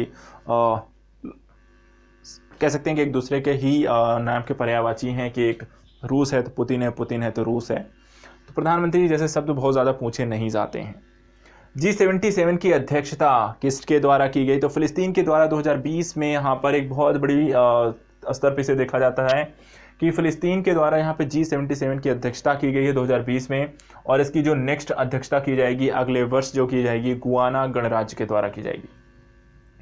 भारत का सबसे बड़ा व्यापारिक साझेदार चीन रहा पिछले कुछ वर्षों में, लेकिन इस साल 2020 में भारत का सबसे बड़ा व्यापारिक साझेदार वहाँ पर अमेरिका बन गया है और सेकेंड नंबर पर यहाँ पे चाइना चला गया है। इसके बाद स्टेप विथ रिफ्यूजी अभियान UNHCR के द्वारा यहाँ पर प्रारंभ किया गया है। ये जो अभियान है स्टेप विथ रिफ्यूजी अभियान, ये ध्यान रखिएगा किसके द्वारा चलाया जाता है? UNHCR के द्वारा। नेक्स्ट है the great lockdown to the great meltdown, ये रिपोर्ट यहाँ पर प्रस्तुत की गई अंकटाट के द्वारा। भारत चीन राजनयिक संबंध को पूरे हो गए हैं 70 साल। 1950 से लेकर 2020 तक के 70 साल यहाँ पर, अर्थात राजनयिक संबंध का मतलब होता है कि दोनों ही देशों में एक दूसरे के राजदूतों को वहाँ पर स्थापित किया जाना। इसके बाद राष्ट्रीय जांच एजेंसी के द्वारा प्रथम विदेशी जांच यहाँ पर अभी अफगानिस्तान में की जा रही है। उनके अफगानिस्तान में आतंकवादी हमले के दौरान गुरुद्वारे पर एक हमला किया गया और जिसकी जांच यहाँ पर हमारी राष्ट्रीय जांच एजेंसी के द्वारा अफगानिस्तान में की जा रही है। तो NIA ने यहाँ पे पहली यहाँ पर अपनी विदेशी जांच यहाँ पर की है। किस देश में की है? अफगानिस्तान में। इसके बाद बात करें तो तुत्सी समुदाय के खिलाफ नरसंहार को लेकर अंतर्राष्ट्रीय दिवस यहाँ पे मनाया जा रहा है रवांडा के देश के द्वारा। संयुक्त राष्ट्र सुरक्षा परिषद की अध्यक्षता अभी चीन ने यहाँ पे संभाली है। संयुक्त राष्ट्र सुरक्षा परिषद की अध्यक्षता चीन ने यहाँ पे संभाल ली है इस वर्ष। गांधी किंग एक्सचेंज एक्ट, यहाँ पर अमेरिकी कांग्रेस समिति के द्वारा इस एक्ट के माध्यम से गांधी और लूथर जो किंग हैं उनके विचारों को लेकर एक दूसरे देशों के साथ परस्पर सहयोग को बढ़ाने को लेकर यह समझौता यह एक्ट लेकर आए हैं। शस्त्र व्यापार संधि, यहाँ पर इसमें चीन सम्मिलित हो गया है शस्त्र व्यापार संधि में, जो कि यहाँ पर 24 जून 2020 को इसमें सम्मिलित हुआ है। इस संधि के अंतर्गत पारंपरिक हथियारों की अंतर्राष्ट्रीय बिक्री और हस्तांतरण को विनियोजित यहाँ पर किया जाएगा। 2014 में यह संधि लागू हुई और भारत ने अभी तक इस संधि पर हस्ताक्षर नहीं किए हैं। नेक्स्ट टॉपिक, निकारागुआ अंतर्राष्ट्रीय सौर गठबंधन पर हस्ताक्षर करने वाला 87वां देश बन गया है। 87वें देश यहाँ पर अब तक ISA अंतर्राष्ट्रीय सौर गठबंधन को लेकर यहाँ पे हस्ताक्षर कर चुके हैं और निकारागुआ उसमें सबसे लेटेस्ट है। 12 का रिएक्टर, अरब जगत का पहला परमाणु रिएक्टर 12 का यहाँ पर UAE संयुक्त अरब अमीरात में यहाँ पर कार्य करना इसने प्रारंभ किया है। यहाँ पर इसके 4 अलग अलग यहाँ पर इकाइयाँ हैं। इन 4 इकाइयों में भी एक ही ने काम करना शुरू किया और जब ये चारों इकाइयाँ काम करना शुरू कर देंगी, ये जो रिएक्टर है ये कम से कम 5.6 मेगावाट यहाँ पे बिजली का उत्पादन करेगा, जो कि UAE की टोटल कुल उत्पादन जो बिजली का है उसका 1/4 हिस्सा होगा। इसके बाद यहाँ पर चियांग माई पहल, आसियान के द्वारा आसियान चीन, जापान, दक्षिण कोरिया सहित 10 सदस्यों के मध्य यहाँ पे बहुपक्षीय मुद्रा स्वैप एक समझौता है। तो चियांग माई पहल यहाँ पर आसियान, चीन, जापान, दक्षिण कोरिया सहित 10 सदस्य देशों का एक करेंसी स्वैप यहाँ पर एग्रीमेंट है। इसके बाद अगर हम बात करें तो तुर्कमेनिस्तान ने अभी हाल ही में WTO के पर्यवेक्षक राष्ट्र के रूप में सदस्यता ग्रहण की है। पर्यवेक्षक राष्ट्र के रूप में WTO में सम्मिलित होने वाला कौन सा देश? तुर्कमेनिस्तान यहाँ पर है। क्वाड ग्रुप के बारे में आप जानते हैं, क्वाड 4 देशों का समूह है, भारत, अमेरिका, ऑस्ट्रेलिया और अमेरिका, जापान, ऑस्ट्रेलिया, अमेरिका का क्वाड ग्रुप है। मालाबार एक्सरसाइज में भी ये चारों देश इस बार सम्मिलित हुए और यहाँ पर उनके सेनाओं ने मिलकर हिंद प्रशांत क्षेत्र में चीन पर एक सशक्त नियंत्रण बनाने को लेकर और साथ ही व्यापार को, मुक्त आवागमन को लेकर सुनिश्चित करने को लेकर ये क्वाड ग्रुप बनाया गया। इसी तरीके से 5 आईज, जिसमें ऑस्ट्रेलिया, कनाडा, न्यूजीलैंड, ब्रिटेन और अमेरिका सम्मिलित हैं, इन पर चीन पर नियंत्रण रखने के लिए 5 आईज नामक एक समूह का गठन किया गया। भारत अभी ने 10 लोकोमोटिव इंजन बांग्लादेश को यहाँ पर प्रदान किए हैं। साइबर सुरक्षा को लेकर भारत इजराइल के मध्य एक समझौता हुआ है और एयर बबल जो हमने शुरुआत में देखा, सबसे पहला देश मालदीव बना। उसके बाद भारत ने कई देशों के साथ एयर बबल समझौते किए, जिसमें अमेरिका, ब्रिटेन, फ्रांस, जर्मनी जैसे कई सारे देश में सम्मिलित हैं। तो इस तरीके से यहाँ पर हमने देखा कुछ अंतर्राष्ट्रीय मुद्दों को लेकर हमने चर्चा की। अब बात करेंगे कुछ प्रमुख अंतर्राष्ट्रीय सम्मेलनों के बारे में। ये प्रमुख अंतर्राष्ट्रीय सम्मेलन, वैसे मैंने, अगर आपने मुझे फॉलो किया होगा तो मैंने आपको ये टॉपिक्स पढ़ाए भी हैं, जैसे कि ब्रिक्स है, आसियान है, बिम्स्टेक है, ब्रिक्स है, आसियान, SCO जैसे समिट्स हैं। साथ ही अमेरिका की 2+2 वार्ता है। तो यहाँ पर इन कुछ चीज़ों को देख लेते हैं। सबसे पहले बात करते हैं यहाँ पर 20वें SCO समिट को। ये आयोजित हुई 10 नवंबर 2020 को, एक वर्चुअल समिट थी। इस वर्चुअल समिट की जो अध्यक्षता की रूस के द्वारा की गई। इसमें सदस्य देश भारत, रूस, चीन, पाकिस्तान और 4 आपके मध्य एशियन कंट्री हैं। इसमें अगर हम जो बात करें तो बहुपक्षीय सुधार को लेकर इसमें महत्व प्रदान किया गया, किस तरीके से व्यापार को किस तरीके से आगे लेकर बढ़ सकते हैं। 2021 में जो इसकी अध्यक्षता करेगा तजाकिस्तान गणराज्य के द्वारा किया जाएगा, जो कि 2021 SCO ईयर यहाँ पर बन जाएगा। SCO ईयर कल्चर के रूप में भी इसे मनाया जाएगा और SCO के यहाँ पे गठन के 20 साल भी 2021 में आपके पूरे हो जाएंगे। इसके बाद बात करें तो 12वें ब्रिक्स सम्मेलन की, इसका आयोजन 17 नवंबर 2020 को हुआ। इसकी भी अध्यक्षता रूस के द्वारा की गई और इसकी जो थीम थी वो वैश्विक स्थिरता को लेकर यहाँ पर स्थापित किया गया। इसमें जो सदस्य हैं ब्राज़ील, रूस, भारत, चीन और दक्षिण अफ्रीका हैं। 2021 में इसके 15 वर्ष यहाँ पर पूर्ण हो जाएंगे। तो देखिए जो ब्रिक्स है, यहाँ पर अगर हम बात करें तो ये एक बहुध्रुवीय व्यवस्था को स्थापित करने को लेकर स्थापित किया गया संगठन है। कोविड-19 के इम्पैक्ट के कारण ये जो संगठन हैं, सभी के वर्चुअल समिट्स हो रहे हैं और एक दूसरे का किस तरीके से सहयोग कर सकते हैं, कोविड-19 के इम्पैक्ट को कैसे समाप्त कर सकते हैं। इसी समिट में जो ब्रिक्स का सम्मेलन था, इसमें भारत और दक्षिण अफ्रीका ने कोविड-19 को लेकर जो भी दवाइयाँ या औषधियाँ विकसित की जा रही हैं उसको लेकर बौद्धिक संपदा अधिकार से उन्हें छूट देने की भी बात कही है। इसके बाद बात करते हैं तो 2021 के इसमें 15 वर्ष पूर्ण। भारत की जो इसकी अध्यक्षता करेगा आपको नेक्स्ट वर्ष 2021 में ही करेगा। भारत आसियान का 17वां शिखर सम्मेलन भी इसी दौरान आयोजित किया गया। इसका जो आयोजन किया गया ये आपको 12 नवंबर के मध्य आयोजित किया गया। इसकी अध्यक्षता वियतनाम में की और आसियान हमारे लिए एक्ट ईस्ट पॉलिसी का सबसे अहम हिस्सा है। 10 देशों का समूह है, व्यापारिक, आर्थिक, सांस्कृतिक तौर पर हमारे लिए काफ़ी इंपॉर्टेंस रखता है और इसलिए यहाँ पर इस प्रकार के जो समिट्स होते हैं वो आयोजित किए जाते हैं। G20 का भी एक समिट यहाँ पर 21 और 22 नवंबर को आयोजित किया गया। सऊदी अरब के द्वारा इसकी अध्यक्षता की गई। यहाँ पर इस वर्चुअल समिट में कोविड-19 के इम्पैक्ट के बाद यहाँ पर किस तरीके से आपस में मिलकर हम एक साझा रणनीति के तहत एक नई वैश्विक परिकल्पना को विकसित कर सकते हैं। इसी दौरान भारत ने यहाँ पर एक नए सूचकांक, एक नए वैश्विक सूचकांक की भी बात कही थी, जिसके तहत यहाँ पर कोविड-19 के इम्पैक्ट के बाद यहाँ पर देशों को उभरने को लेकर एक नए प्रकार की आकलन की ज़रूरत पड़ेगी। इसको लेकर इटली के द्वारा नेक्स्ट ईयर की जो आपकी 2021 की जो है अध्यक्षता की जाएगी और भारत के द्वारा जो G20 की अध्यक्षता है जो 2023 में की जाएगी।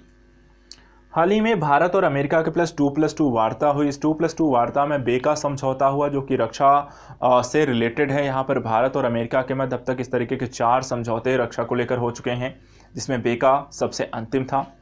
2+2 वार्ता के अंतर्गत दोनों ही देशों के विदेश एवं रक्षा मंत्री जो होते हैं सम्मिलित होते हैं। अमेरिका की तरफ से मार्क एस्पर और माइक पोम्पेयो ने हिस्सा लिया। भारत की तरफ से यहाँ पर एस जयशंकर और राजनाथ सिंह ने यहाँ पर हिस्सा लिया। तो इस तरीके से आपने यहाँ पर राष्ट्रीय मुद्दे, अंतर्राष्ट्रीय मुद्दे और साथ ही साथ यहाँ पे प्रमुख अंतर्राष्ट्रीय सम्मेलन के बारे में पढ़ लिया। अब बात करेंगे हम अर्थव्यवस्था संबंधी कुछ महत्वपूर्ण पहलुओं को लेकर और डिस्कस करेंगे यहाँ पर अर्थव्यवस्था, क्योंकि अर्थव्यवस्था इस दौरान काफ़ी ज़्यादा डाउन होती है और इस डाउनवर्ड में क्या प्रमुख इंपॉर्टेंस रही उसको देखते हैं। देखिए, अर्थव्यवस्था के लिहाज से जो पहली स्थिति आई कि वित्तीय स्थिरता रिपोर्ट यहाँ पर आरबीआई के द्वारा जारी की गई, जिसके माध्यम से भारतीय अर्थव्यवस्था में किस तरीके से बदलाव देखने को मिल रहे हैं और इसके अनुसार भारतीय अर्थव्यवस्था की जो जीडीपी जो ग्रोथ रेट रहेगी वो क्या रहेगी। लेकिन इसका कोई मायने नहीं रह गया क्योंकि यहाँ पर जो आंकड़े प्रस्तुत किए गए उसमें काफ़ी बदलाव देखने को मिले, तो डाटा इसलिए हमने यहाँ पर नहीं लिखा है। इसके अतिरिक्त फॉर्म 26AS जो कि केंद्रीय प्रत्यक्ष कर बोर्ड के द्वारा यहाँ पे प्रस्तुत किया जाता है। विश्व बैंक ने हाल ही में 3700 करोड़ की भारत को शिक्षा सुधार को लेकर एक समझौता भारत ने विश्व बैंक के साथ किया, जिसको लेकर यहाँ पे 3700 करोड़ रुपए आवंटित किए गए विश्व बैंक के द्वारा। नेक्स्ट है यहाँ पर IRDAI के द्वारा कोविड-19 को लेकर स्वास्थ्य पॉलिसी का नाम यहाँ पर एक प्रस्तुत किया गया, एक नई स्वास्थ्य बीमा पॉलिसी प्रस्तुत की गई आरडीआई के द्वारा, जिसे कोरोना कवच नाम दिया गया है। क्या नाम दिया गया है? कोरोना कवच। किसके द्वारा प्रस्तुत किया गया है? IRDAI के द्वारा। इसके बाद taxable floating rate saving plan bond जो होता है 2020 यहाँ पे लॉन्च किए गए हैं, और taxable floating rate saving bond 2020 का जो कार्यकाल है अर्थात मान्य रहेंगे वो 7 साल का रहेगा। बॉन्ड जो होते हैं एक तरीके का आप कह सकते हैं कि उस पर आपको इंटरेस्ट रेट इत्यादि मिलता है, तो आप एक बार उसे खरीद लीजिए, उसके बाद आप उसमें जो चेंजेस होते रहेंगे, फ्लोटिंग एक्सचेंज रेट है तो वहाँ पर उस अनुसार वहाँ पर कार्य करेगा, जो बदलाव रहेंगे उसके अनुरूप आप उसका खरीद फरोख्त कर सकते हैं। नेक्स्ट है बैटरी स्वैपिंग सुविधा, जो क्विक इंटरचेंज सर्विस की नई तकनीक यहाँ पर इंडियन कॉर्पोरेशन के द्वारा विकसित की गई है, तो इसको ध्यान रखिएगा। बैटरी स्वैपिंग सुविधा क्विक इंटरचेंज सर्विस, ये नई तकनीक यहाँ पर विकसित की गई है इंडियन ऑयल कॉर्पोरेशन के द्वारा। इसके अतिरिक्त सिडबी के द्वारा जून 2020 में PM street vendor Atmanirbhar Nidhi, जिसे पीएम स्वनिधि की कार्यान्वयन एजेंसी के रूप में इसे स्थापित किया गया। तो सिडबी को पीएम स्वनिधि योजना का कार्यान्वयन एजेंसी के रूप में विकसित किया गया है, और स्वनिधि जो योजना है वो स्ट्रीट वेंडर्स के लिए यहाँ पर कार्य करती है, उनको आत्मनिर्भर बनाने के लिए कार्य की जाती है, उनके लिए वित्तीय सहायता उपलब्ध कराना। भारत की पहली 150 अरब डॉलर की मूल्य की कंपनी यहाँ पर रिलायंस बन गई। 11 लाख करोड़ से ज़्यादा की यहाँ पर यह कंपनी बन गई, और भारत की पहली ऐसी कंपनी जो 11 लाख करोड़ के आंकड़े को पार कर चुकी है। इसके बाद अगर हम बात करें तो दुनिया का 10 सबसे बड़े स्टॉक एक्सचेंजों में बॉम्बे स्टॉक एक्सचेंज सम्मिलित हो गया है, और यहाँ पर जो इसका मूल्यांकन है 1.7 ट्रिलियन डॉलर का है। इसके बाद तुरंत कस्टम नामक केंद्रीय अप्रत्यक्ष सीमा शुल्क बोर्ड के द्वारा यहाँ पर एक सुविधा विकसित की गई, जिसे तुरंत कस्टम नाम दिया गया है, और यह सुविधा बेंगलुरु और चेन्नई दोनों जगहों पर लागू किया गया है। दूसरी बात करते हैं कि 2019-20 में वित्तीय वर्ष के दौरान भारत में एफडीआई का सबसे बड़ा जो स्रोत रहा, जहां से भारत को सबसे ज्यादा स्रोत मिला एफडीआई के रूप में आया पैसा, वो आया सिंगापुर से। ध्यान रखिएगा, सिंगापुर से भारत को सबसे ज्यादा एफडीआई मिला है 2019-20 के दौरान वित्तीय वर्ष में। भारत का विदेशी मुद्रा भंडार 500 बिलियन डॉलर क्रॉस हो गया है। 500 बिलियन डॉलर भारत का विदेशी मुद्रा भंडार पार हो गया है जून 2020 में, और ये पहली बार ऐसा हुआ है। आरबीआई के द्वारा जून 2020 में निजी बैंक शेयरधारिता मानदंडों की समीक्षा के लिए एक समिति गठित किया गया, जिसके अध्यक्ष यहाँ पर है पीके मोहंती। तो पीके मोहंती के द्वारा निजी बैंक में शेयरधारिता के मानदंडों की समीक्षा के लिए ये अध्यक्ष एक समिति गठित की गई है आरबीआई के द्वारा। नेक्स्ट, सुरक्षा वेतन खाता किसके द्वारा शुरू किया गया है? सुरक्षा वेतन खाता तो एयरटेल पेमेंट्स बैंक के द्वारा शुरू किया गया, और किस लिए? एमएसएमई उद्यमों के कार्यबल हेतु यहां पर इसे प्रारंभ किया गया है। इसके अतिरिक्त केनरा बैंक के द्वारा कोविड-19 प्रभावित अपने लेनदारों को ऋण सहायता प्रोवाइड कराई जी। केनरा बैंक एक ऐसा बैंक है जिसने अपने ऋण लेने वाले, जिससे मतलब केनरा बैंक से जिन्होंने ऋण लिया है उनको वहां पर वो स्वयं सहायता उपलब्ध कराया गया, यह बात घोषित की गई है।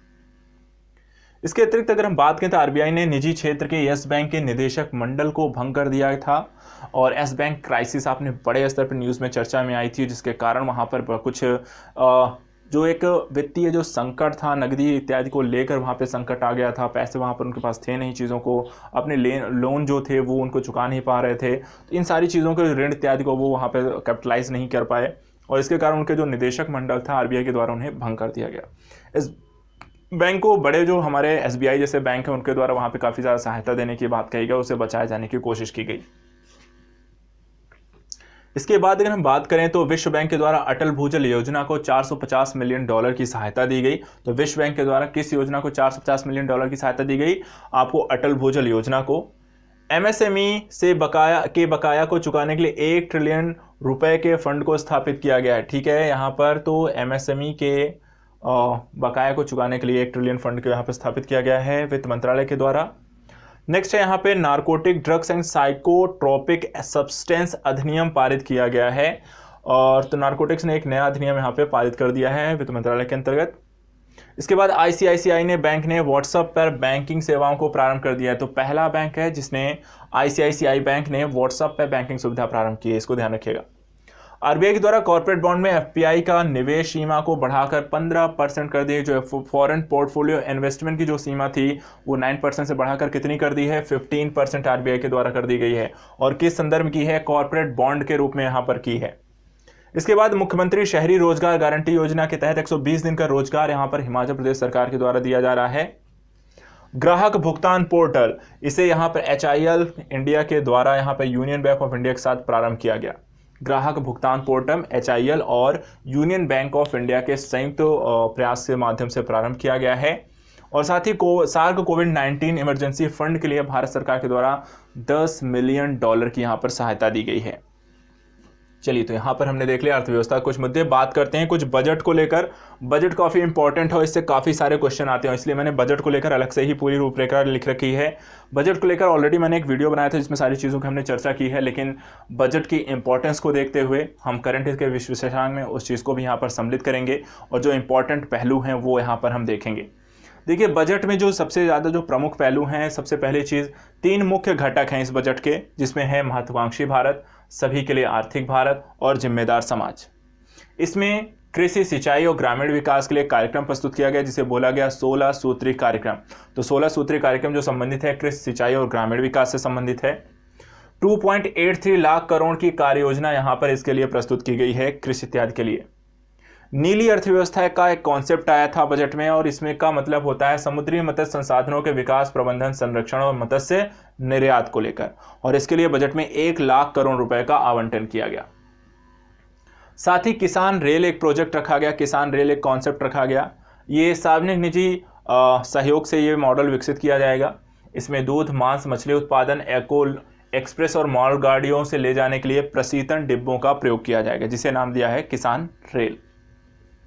एक उत्पाद एक जिला नीति को और भी विकसित किया जाएगा और इसे उत्तर प्रदेश की मूलतः यह नीति है, इसे भारत के अन्य राज्यों तक विकसित किया जाएगा। इसके अंतर्गत जैविक, प्राकृतिक और एकीकृत खेती को बढ़ावा दिया जाएगा। एक योजना थी पीएम कुसुम का, यहाँ पर जो योजना थी इसका विस्तार किया गया है और विस्तार के तहत पहले इसमें 20 लाख लोग थे, अब इसमें 15 लाख और किसानों को सौर ऊर्जा पंप ग्रिडों से जोड़ करके सिंचाई की व्यवस्था उनको उपलब्ध कराई जाएगी। पशुओं में होने वाले रोगों को लेकर यहाँ पर बजट में बात कही गई थी, जैसे खुरपका व मुंहपका रोग, ब्रूसेलोसिस तथा भेड़ और बकरियों में पेस्टे डेस पेटिस रूमिनेंट नामक रोगों को 2025 तक समाप्त करने के लक्ष्य रखे गए हैं। साथ ही जन औषधि केंद्र योजना 2024 तक सभी जिलों में यहाँ पे इसे लागू करने के लिए जन औषधि केंद्र योजना जो होते हैं सभी, इस योजना के अंतर्गत एक जन औषधि केंद्र स्थापित किए जाएंगे जो देश के सभी जिलों में स्थापित किए जाएंगे। और इसे कब तक स्थापित किया जाएगा, 2024 तक स्थापित किया जाएगा। और ये जो केंद्र है इसमें 2000 दवाओं की व्यवस्था की जाएगी। साथ ही 200 शल्य चिकित्सकों की भी सुविधा इसके अंतर्गत उपलब्ध कराई जाएगी इस योजना के अंतर्गत। एक यहाँ पर अभियान प्रारंभ किया गया, टीबी हारेगा देश जीतेगा। इस अभियान के तहत 2025 तक टीबी को समाप्त करने का लक्ष्य निर्धारित किया गया है। नेक्स्ट है जल जीवन मिशन। जल जीवन मिशन के तहत 3.60 लाख करोड़ का यहाँ पर मंजूर किए गए हैं, जिसके माध्यम से सभी को यहाँ पर पीने के पानी की व्यवस्था की जाएगी। स्वच्छ भारत मिशन के तहत 12,300 करोड़ का यहाँ पर आवंटन बजट में किया गया। भारत में अध्ययन को यहाँ पर विकसित करने को लेकर एक कार्यक्रम विकसित किया गया, भारत में अध्ययन कार्यक्रम, और इस कार्यक्रम के अंतर्गत इंडसैट के माध्यम से एशियाई और अफ्रीकी देशों में ये योजना शुरू की जाएगी। वहाँ पे शिक्षा और व्यवस्था को विकसित किया जाएगा कि भारत में आप अध्ययन कर सकते हैं आपको, और इंडसैट सैटेलाइट्स के माध्यम से घर बैठे सुविधाएं प्रोवाइड कराना। निर्वीक योजना, ये ज़्यादा निर्यात ऋणों को प्रोवाइड कराने को लेकर प्रारंभ की गई है और इसके अंतर्गत यहाँ पर वितरण, बीमा कवरेज, छोटे निर्यातकों के लिए प्रीमियम, दावों के निपटान की सरल प्रक्रिया, इसको यहाँ पर निर्वीक योजना के तहत प्रारंभ किया गया है। साथ ही जीरो डिफेक्ट जीरो इफेक्ट के अंतर्गत विनिर्माण विजन, जो सभी मंत्रालयों के द्वारा उनके द्वारा जो भी पदार्थों का उत्पादन किया जाता है, उन पदार्थों के उत्पादन के साथ साथ किस तरीके से वो अपनी गुणवत्ता में सुधार लेकर आएंगे, इसको लेकर उनको काम करना है। तो इस तरीके से अगर हम देखें, जो बजट का एक महत्वपूर्ण जो पहलू अगर हम इसमें देखने को मिलता है, तो सभी बजट क्या है, बजट होता है जो हर एक क्षेत्र को लेकर कार्य करने के लिए, और यहाँ पर हर एक विभाग को लेकर आपको सारी जानकारी इसके अंतर्गत आएगी, जो सरकार के द्वारा अलग अलग क्षेत्रों में विकासिक प्रक्रियाओं को लेकर यहाँ पे प्रारंभ की गई हैं। जैसे कि एक प्रोजेक्ट लेकर आया गया राष्ट्रीय अवसंरचना पाइपलाइन।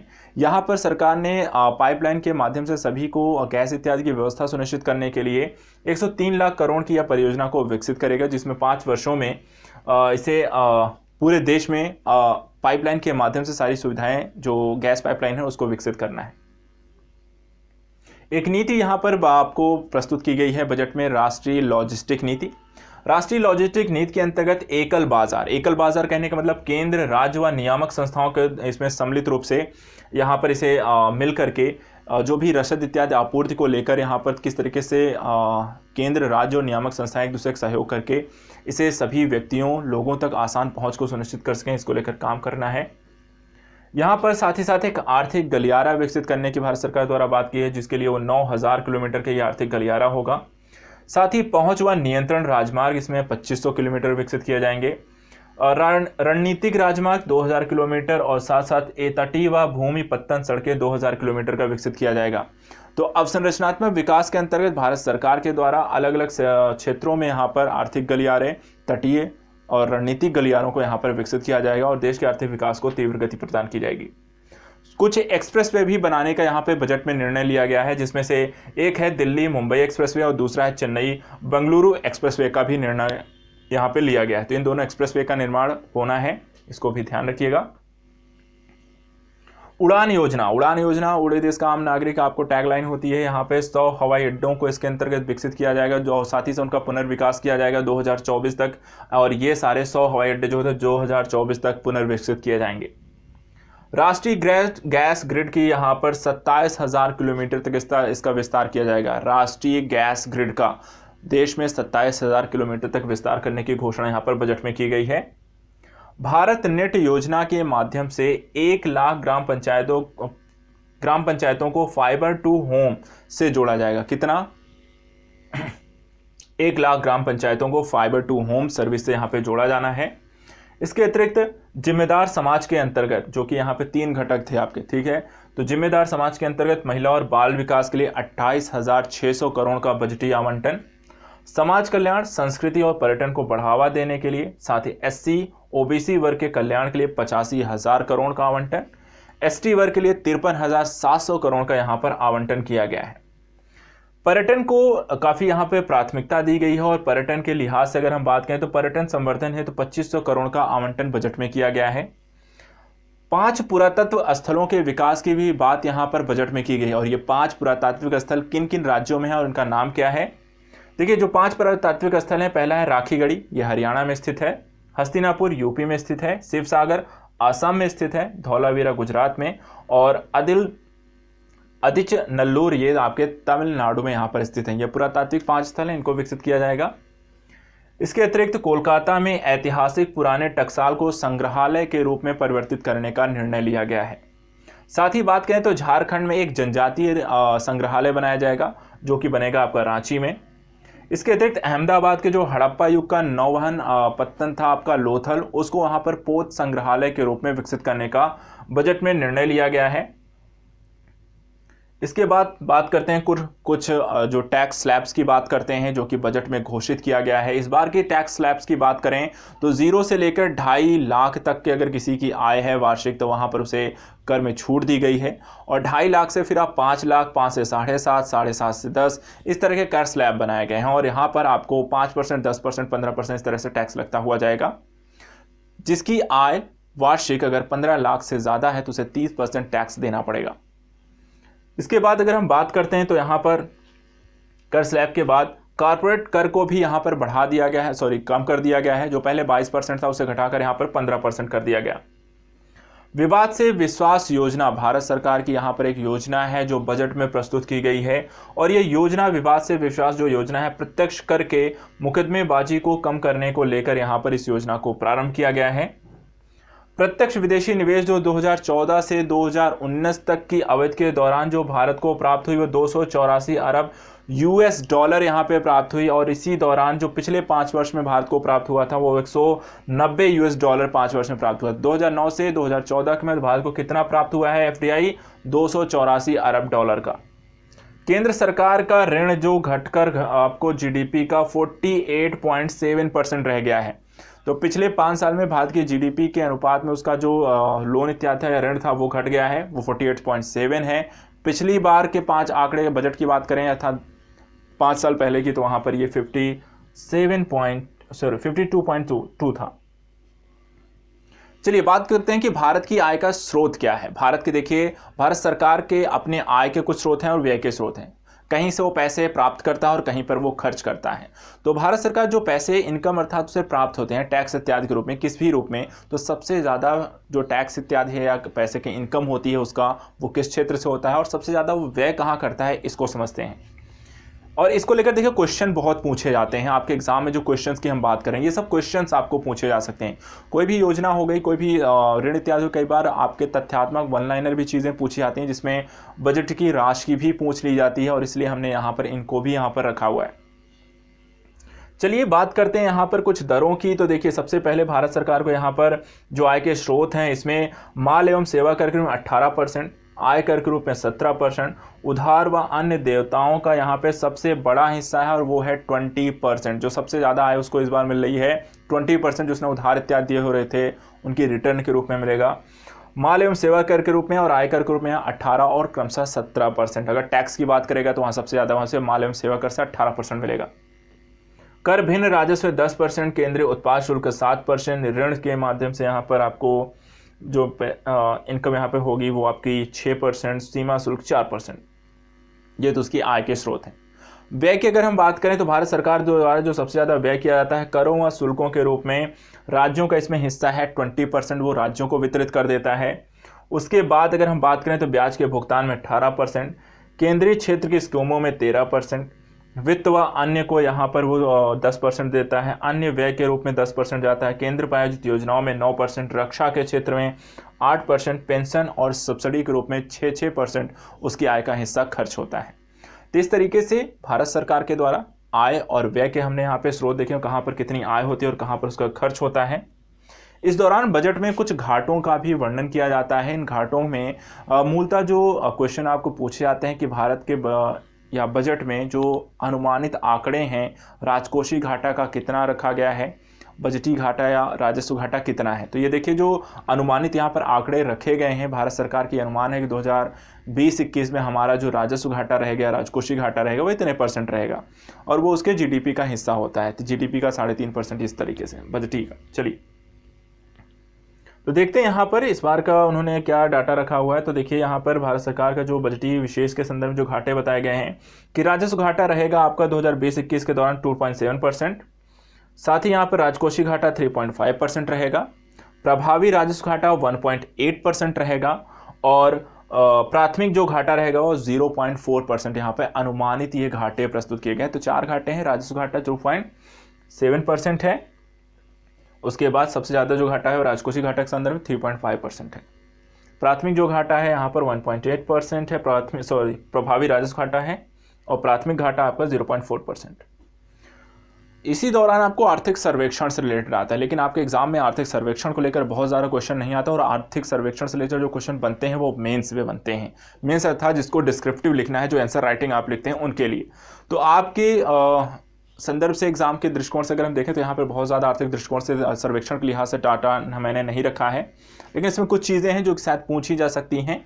जैसे कि भारत में भोजन की थाली की अर्थव्यवस्था को क्या आर्थिक सर्वेक्षण में क्या नाम दिया गया है, तो उसे बोला गया है थालीनॉमिक्स। क्या नाम दिया गया है? थालीनॉमिक्स। इसी तरीके से 2020 में 2021 में कृषि क्षेत्र में वृद्धि का अनुमान कितना लगाया गया है? 2.8%। तो ये 2 टॉपिक थे। इसके अतिरिक्त कुछ अन्य इकोनॉमिकल एस्पेक्ट से हमने कुछ पॉइंट और यहाँ पर विविध के संदर्भ में, अर्थव्यवस्था का विविध के संदर्भ में यहाँ पर देख लेते हैं। जैसे कि डीकार्बोनाइजेशन ट्रांसपोर्ट परियोजना, ये आपको 24 जून 2020 को नीति आयोग और अंतर्राष्ट्रीय परिवहन मंच के सहयोग से इसे यहाँ पर प्रारंभ किया गया है। इसके बाद भारत में कम कार्बन के परिवहन प्रणाली को यहाँ पर बढ़ावा देना, डीकार्बोनेशन परिवहन प्रणाली का ये सिस्टम इसके माध्यम से विकसित किया जा रहा है, जिसमें नीति आयोग भी यहाँ पर सम्मिलित है। इसके अतिरिक्त अगर हम बात करें तो यहाँ पर इसका जो मुख्यालय है अंतर्राष्ट्रीय परिवहन मंच का, ये पेरिस फ्रांस में इनका मुख्यालय है। बात करते हैं विश्व निवेश रिपोर्ट की, जो यहाँ पर दिखाता है कि भारत को यहाँ पर विश्व निवेश में आपको जो टोटल आपको निवेश यहाँ पर भारत को प्राप्त हुआ है विश्व में 9वें स्थान पे है। भारत को निवेशिक प्रक्रिया के हिसाब से अगर देखें तो विश्व में जो सबसे ज़्यादा निवेश किया गया उस लिहाज से भारत 9वें स्थान पे है। पहला स्थान यहाँ पर अमेरिका को प्राप्त हुआ है और भारत को यहाँ पर उसका 9वां स्थान प्राप्त हुआ है।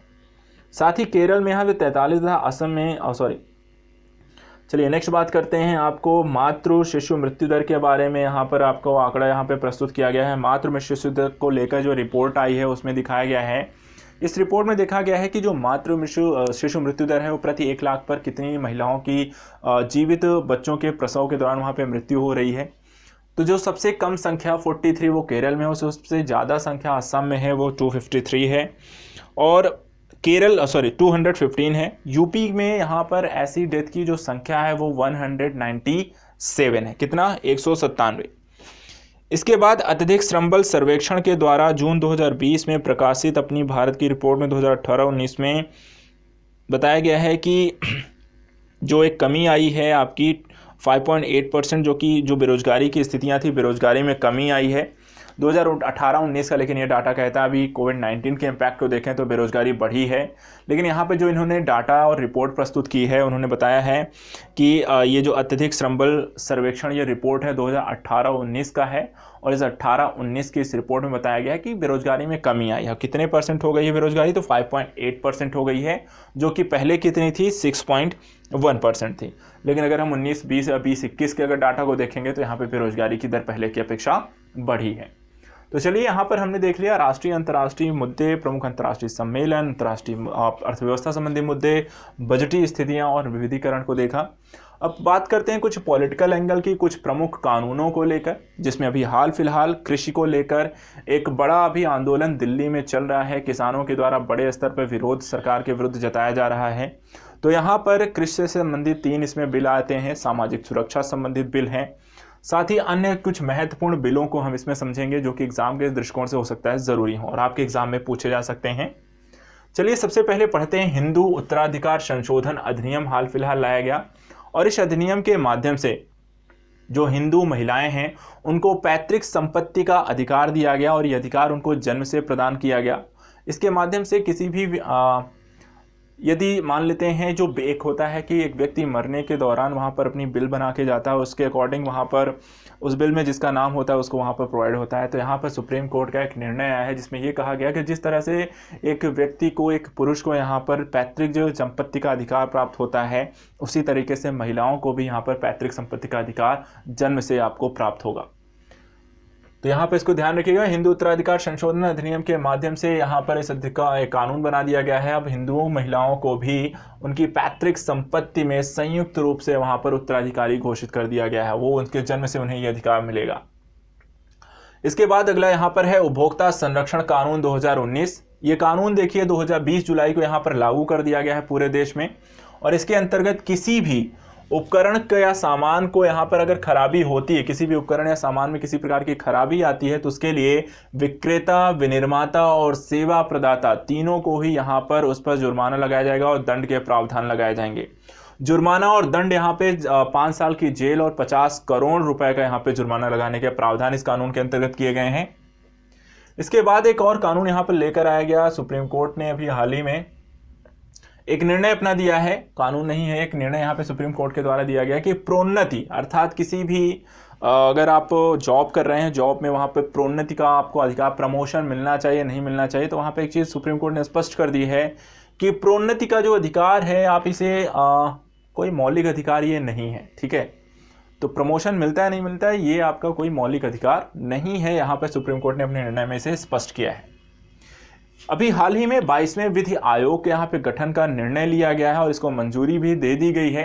तो आइए समझते हैं 22वां विधि आयोग क्या है और ये विधि आयोग मूलतः किस तरीके के कार्यों को करने के लिए गठित किए जाते हैं। देखिए 22वां जो विधि आयोग है 19 फरवरी 2020 को इसके गठन को मंजूरी मिली है। इसका एक पूर्णकालिक अध्यक्ष होगा, 4 पूर्णकालिक सदस्य होंगे और 5 अंशकालिक सदस्य होंगे। टोटल सदस्यों की संख्या इसमें 10 हो जाएगी। साथ ही इसमें एक पदेन सचिव भी होगा।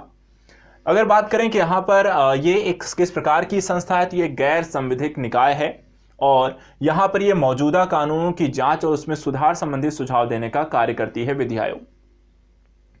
तो यहाँ पर विधि आयोग के बाद एक अभी कानून आया, चिकित्सा गर्भपात संशोधन विधेयक 2020।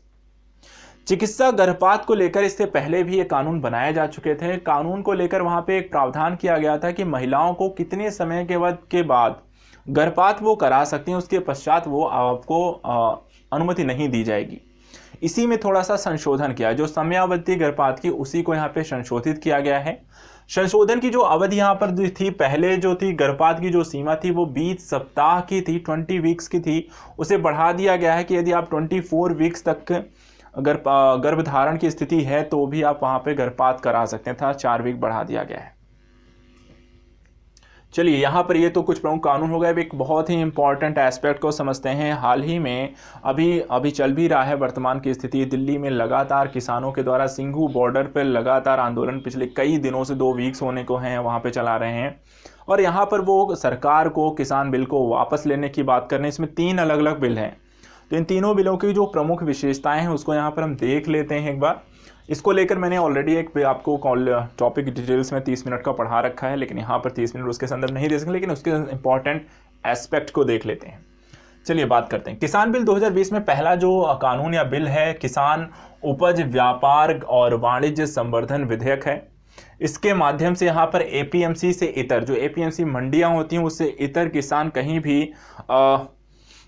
अपने उत्पादों को सेल आउट कर सकता था। इसके लिए सरकार ने कई प्रकार के निजी यार्ड्स, फॉर्म्स और कह सकते हैं कि जो भी आपके वेयर हाउसेस हैं, कहीं से भी आप इस प्रकार की प्रक्रिया या खरीद फरोख्त की प्रक्रिया कर सकते हैं। इसकी अनुमति इसके अंतर्गत दी है।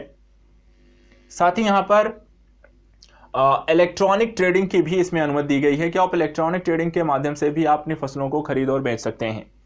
इसके अतिरिक्त फसल की बिक्री के लिए कोई भी सेस, फीस या आपको सरचार्ज या प्रभाग यहाँ पर आपसे नहीं वसूला जाएगा कि जैसे एपीएमसी मंडी में होता है, वहाँ पर इससे इतर आप कहीं भी सेल आउट इसे करते हैं तो वहाँ पर इस प्रकार के किसी भी तरीके का सेस, फीस आपसे नहीं ली जाएगी।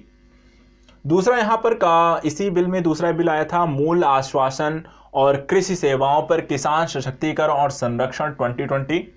इसमें कॉन्ट्रैक्ट फार्मिंग को बढ़ावा देने की बात कही गई है। कॉन्ट्रैक्ट फार्मिंग के तहत समझौते की अवधि भी लिखी गई है।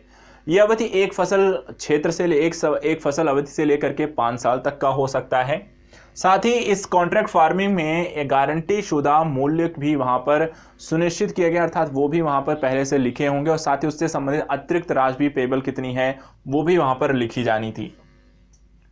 साथ ही इसमें एक चीज और स्पष्ट किया गया है कि अगर किसी प्रकार का विवाद होता है कॉन्ट्रैक्ट फार्मिंग को लेकर तो यहाँ पर 3 स्तरीय प्रणाली भी वहां पर बनाई गई है, जिसमें सबसे नीचे अर्थात सबसे पहले आपका कंसिलिएशन बोर्ड आएगा। वहां के निर्णय से यदि आप संतुष्ट नहीं होते हैं तो उससे ऊपर एक आपको बनाया गया सब डिविजनल मजिस्ट्रेट, और अगर आप उनके भी निर्णय से आप संतुष्ट नहीं है तो ऊपर आप जा सकते हैं अपीलीय अथॉरिटी। तो त्रिस्तरीय आपको प्रणाली इसमें विकसित की गई है। तीसरा इसमें एक विधेयक था जिसको बोला गया अनिवार्य वस्तुएं संशोधन अधिनियम 2020। इसमें यहां पर देखिए केंद्र सरकार को कुछ वस्तुएं जो कि अनिवार्य हैं उनको रेगुलेट करने का अधिकार सरकार को मिल जाता है, और ये तभी कर सकते हैं जब परिस्थितियां असामान्य हों, जैसे कि युद्ध और अकाल की स्थितियां।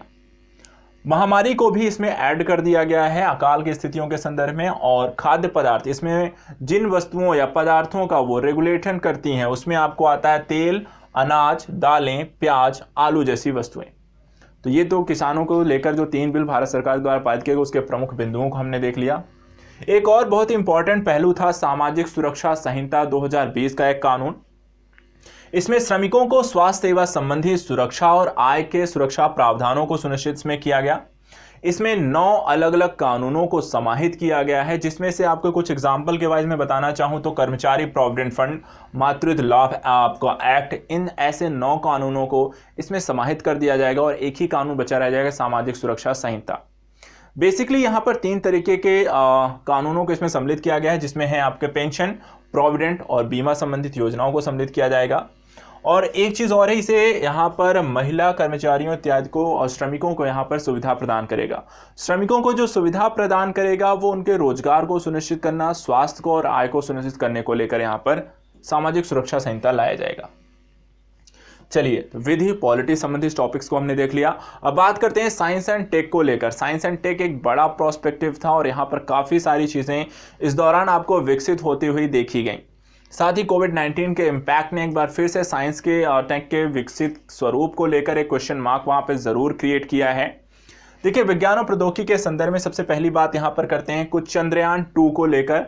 भारत का जो चंद्रयान 2 है वो चंद्रमा की कक्षा में उसने 1 साल पूरे कर लिए हैं। दूसरा, डिजिटल शिक्षा भारती रिपोर्ट 2020 यहाँ पे प्रस्तुत की गई है और ये रिपोर्ट किसके द्वारा प्रस्तुत की गई अगर आपसे पूछा जाए तो यहाँ पर भारत मानव संसाधन विकास मंत्रालय के द्वारा भारत में डिजिटल शिक्षा को बढ़ावा देने को लेकर ये रिपोर्ट प्रस्तुत की गई, जिसमें विभिन्न प्रकार के ऐप्स, टीवी चैनल्स इत्यादि के माध्यम से डिजिटलीकरण को बढ़ावा दिया गया है। एक ऐप लॉन्च किया गया जिसका नाम है मौसम, और यह मौसम ऐप जो है वो कार्य करता है मौसम पूर्वानुमान संबंधी पूर्व जानकारी देने के संदर्भ में। नेक्स्ट यहाँ पर एक दवाई का नाम आया है डेक्सामेथासोन नामक दवा। ये दवा जो है वो है कोविड-19 के गंभीर लक्षणों के मरीजों को देने के लिए प्रयोग की जाती है। तो कोविड-19 के जो गंभीर लक्षण वाले मरीज हैं उनको कौन सी दवा दी जाती है? एक दवा का नाम है इसका डेक्सामेथासोन। एक और टॉपिक यहाँ पर आता है, सबसे बड़ा प्लाज्मा थेरेपी सुविधा केंद्र भारत के किस राज्य में स्थित है? तो ये महाराष्ट्र में स्थित है, भारत का सबसे बड़ा प्लाज्मा थेरेपी सुविधा केंद्र। नेक्स्ट यहाँ पर एक भारत के देखिए प्रोजेक्ट प्राण जो है ये संबंध है आपके वेंटिलेटर्स को लेकर, क्योंकि जब बहुत ज़्यादा किसी व्यक्ति को समस्या होती है सांस इत्यादि लेने के लिए उसे वेंटिलेटर किया जाता है और आईसीयू में भर्ती किया जाता है। तो यहाँ पे एक प्रोजेक्ट लॉन्च किया गया जिसका नाम है प्रोजेक्ट प्राण। ये आईसीयू ग्रेड की वेंटिलेटर विकसित करने को लेकर इसे लॉन्च किया गया है और यहाँ पर भारतीय विज्ञान संस्थान के द्वारा इसे प्रारंभ किया गया है। नेक्स्ट है कोवैक्सीन को यहाँ पर ह्यूमन ट्रायल्स की यहाँ पर अनुमति दे दी गई है और ये अनुमति दी है drug controller general of India के द्वारा। जो कोवैक्सीन है इसे विकसित कर रही है भारतीय बायोटेक इंडिया के द्वारा, यहाँ पर इसे विकसित किया गया है। इसके अतिरिक्त बात करते हैं Indian National Space Promotion and Authorisation Centre की यहाँ पर स्थापना भारत सरकार और निजी क्षेत्र की कंपनियों को भारत सरकार के द्वारा यहाँ पर की गई है, और जो निजी क्षेत्र की कंपनियों को यहाँ पर अनुमति देगी स्पेस के क्षेत्र में वहाँ पर किस तरीके से उन्हें ट्रेन किया जाए, किस क्षेत्र से आप काम करेंगे उसको लेकर।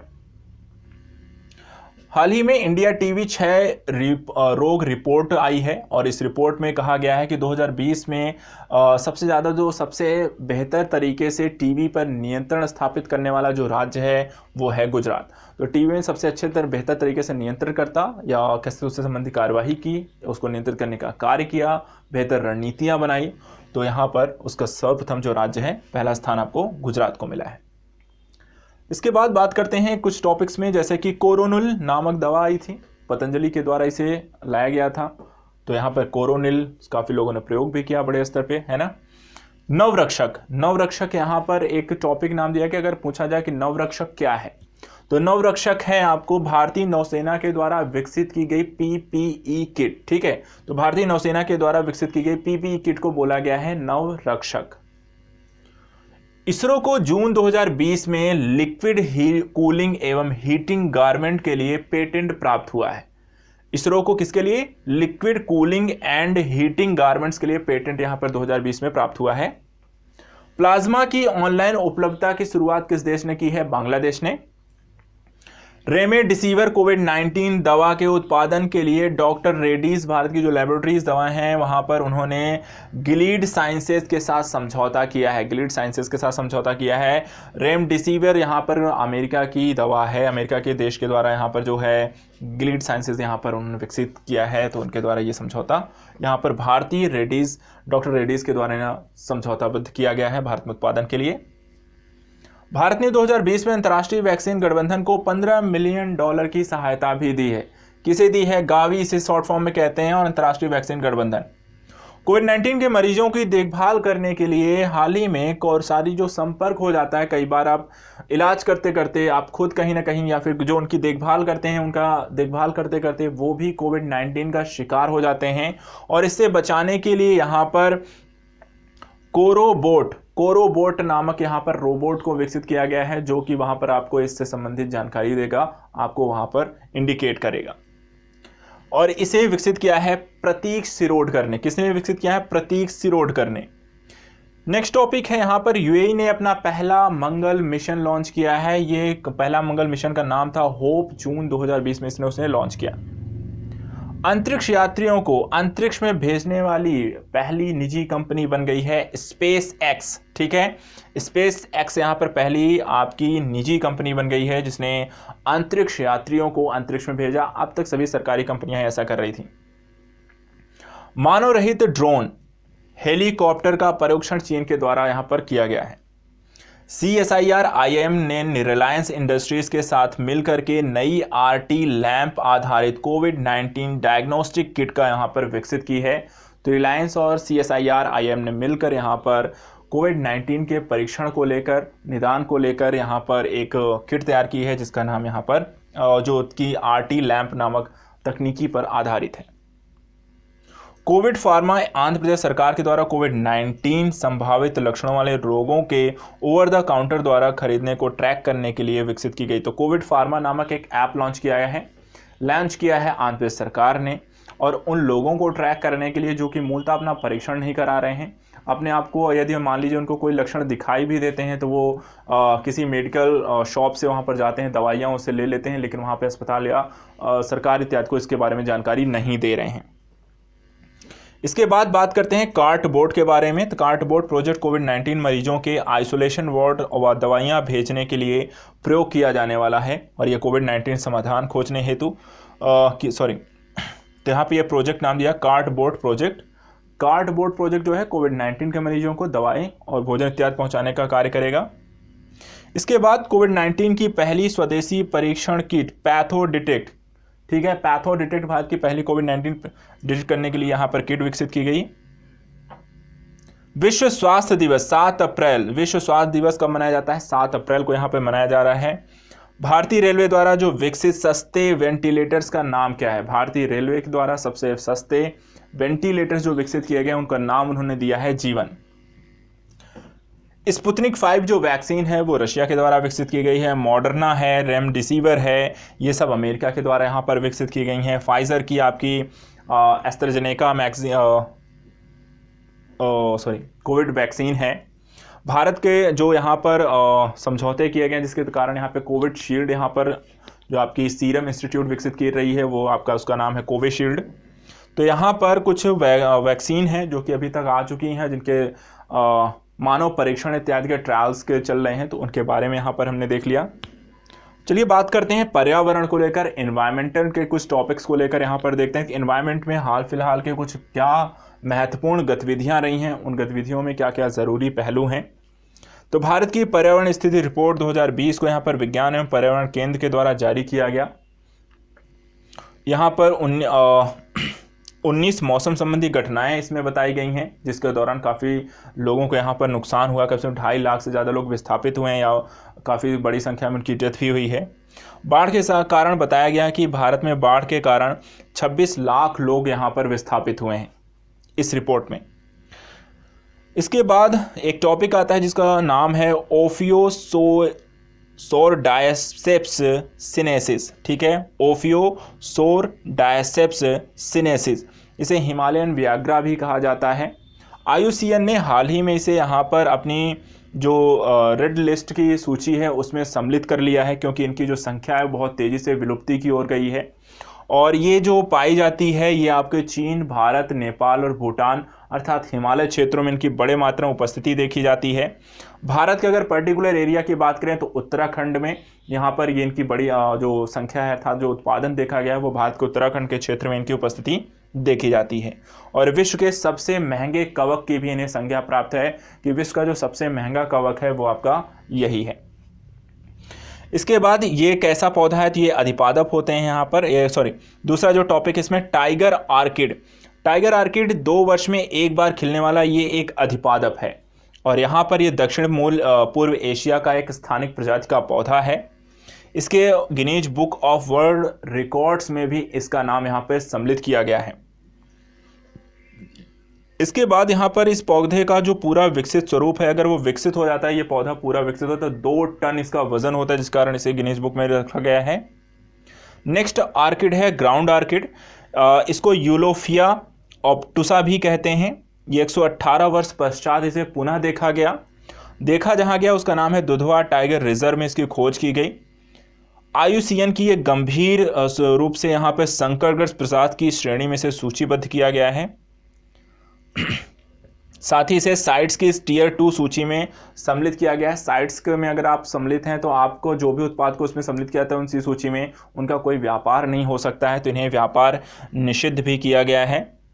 इसके अतिरिक्त अभी हाल ही में यहाँ पर एक निर्णय लिया गया उड़ीसा सरकार के द्वारा, मछली पकड़ने वाली बिल्लियों को जो भीतरकनिका राष्ट्रीय उद्यान में इन्हें 2 वर्ष के लिए संरक्षित किया जाएगा। उड़ीसा में यहाँ पर इस मछली पकड़ने वाली बिल्लियों को संरक्षित करने का निर्णय उड़ीसा सरकार के द्वारा लिया गया है, जो कि भीतरकनिका राष्ट्रीय उद्यान में इन्हें संरक्षण किया जाएगा। ये जो बिल्लियां हैं मछली पकड़ने वाली, ये पश्चिम बंगाल की राजकीय पशु के रूप में भी इन्हें दर्जा प्राप्त है। चलिए, यहाँ पर ये एक रात्रिचर जीव भी होते हैं ये, और ये इनका जो आवासीय क्षेत्र है वो गंगा, ब्रह्मपुत्र, नदी घाटी, पश्चिमी घाटों और हिमालय की तलछटी में पाए जाते हैं। IUCN की सूची की अगर बात करें तो ये असुरक्षित सूची में आती हैं, साइट्स की परिशिष्ट 2 सूची में, और भारतीय वन्यजीव संरक्षण की यहाँ अधिनियम में यह अनुसूची 1 में इनको सम्मिलित किया गया है। तो यहाँ पर हमने यहाँ पर मछली पकड़ने वाली कुछ बिल्लियों के बारे में टॉपिक लिए। मूलतः देखिए होता क्या है कि एनवायरमेंटल में संरक्षण परियोजनाएं, विलुप्ति, ये सब लेकर काफ़ी सारे टॉपिक्स और क्वेश्चन एनवायरमेंट पूछे जाते हैं। तो मूलतः उन्हीं आधारों का, और बहुत सारी चीज़ें यहाँ पर कोविड-19 कारण बहुत चीज़ें घटनाक्रम यहाँ पर आपको ने देखा और पढ़ा भी नहीं होता है, जिस कारण ये चीज़ें आपको समझनी ज़रूरी हैं। चलिए, कुछ और चीज़ें हैं। एक आपको यहाँ पर आया है गाइनाइड्रोमा फ्लावर्स, ठीक है, गाइनोड्रोमा फ्लावर्स यहाँ पर बात करते हैं। ये एक नर तथा मादा उतकों को पाया जाने वाला एक जीव है, जिसमें दोनों ही अर्थात नर और मादा दोनों के उतक एक ही में पाए जाते हैं। आनुवांशिक विघटन का शिकार होने के कारण ऐसे जीव आपको देखे जाते हैं। हाल ही में क्रस्टेशिया और एक्निडा नामक जीवों में इनकी उपस्थिति आपको बड़े स्तर पर देखी जाती है। ये संधिपाद होते हैं, और हाल ही में यहाँ पर अगर हम बात करें तो फ्राई क्रोकोथेमिस सर्विलिया में इनका पता लगाया गया है। तो हाल ही में जो नई चीज़ों में इनको पाया गया है वो किस में पाए गए हैं? ये आपको फ्लाई क्रोकोथेमिस सर्विलिया में।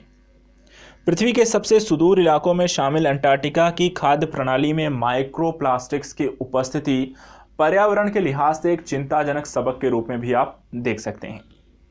तो चलिए, यहाँ पर हमने साइंस एंड टेक के बाद एनवायरमेंटल के इशू देखा। एनवायरमेंटल का कुछ इशू यहाँ पे नीचे भी है, तो पहले हम एनवायरमेंट को यहाँ पे फिनिश कर लेते हैं। उसके बाद कुछ टॉपिक्स हैं जो कि एनवायरमेंटल से इतर हैं, तो उनको हम बाद में देख लेंगे, ठीक है। तो हम इसे नीचे से ऊपर की ओर फिनिश करते हैं, जो कि बेसिकली ऊपर से नीचे की ओर होना चाहिए। तो इस लाइन में थोड़ा सा क्रमबद्ध परिवर्तन है। पर्यावरण को लेकर हम बात करें तो विश्व वन्य रिपोर्ट UN की फूड एंड एग्रीकल्चर ऑर्गेनाइजेशन के द्वारा ग्लोबल फॉरेस्ट रिसोर्स असेसमेंट 2020 में भारत को यहाँ पर 3रा स्थान दिया गया है। ये जो रिपोर्ट प्रस्तुत की गई, इस रिपोर्ट में बताया गया कि भारत पिछले 30 सालों में एक ऐसा देश है जो यहाँ पर प्रतिवर्ष जो होती है वनों की संख्या या उसके क्षेत्रफल में वृद्धि देखी गई है। और इस लिहाज से अगर हम बात करें तो भारत का जो वन क्षेत्र है वो, और इस लिहाज से वो जो सबसे ज़्यादा वन के क्षेत्रों में वृद्धि होने वाले पिछले 30 सालों में भारत 3रे स्थान पर आता है। साथ ही अगर बात करें तो 1990 से 2020 तक का ये समयावधि रही। 2010 से 2020 की अगर समयावधि की बात करें तो भारत का वन क्षेत्र औसत वार्षिक जो शुद्ध वृद्धि रही उसके लिहाज से भारत सबसे पहले आता है। अर्थात पिछले एक डिकेड की बात करें तो भारत सबसे ऊपर आता है, और पिछले 30 साल का यदि हम अध्ययन करें भारत में वनों की जो वृद्धि है उसमें उस लिहाज से वो 3रे नंबर पर आता है।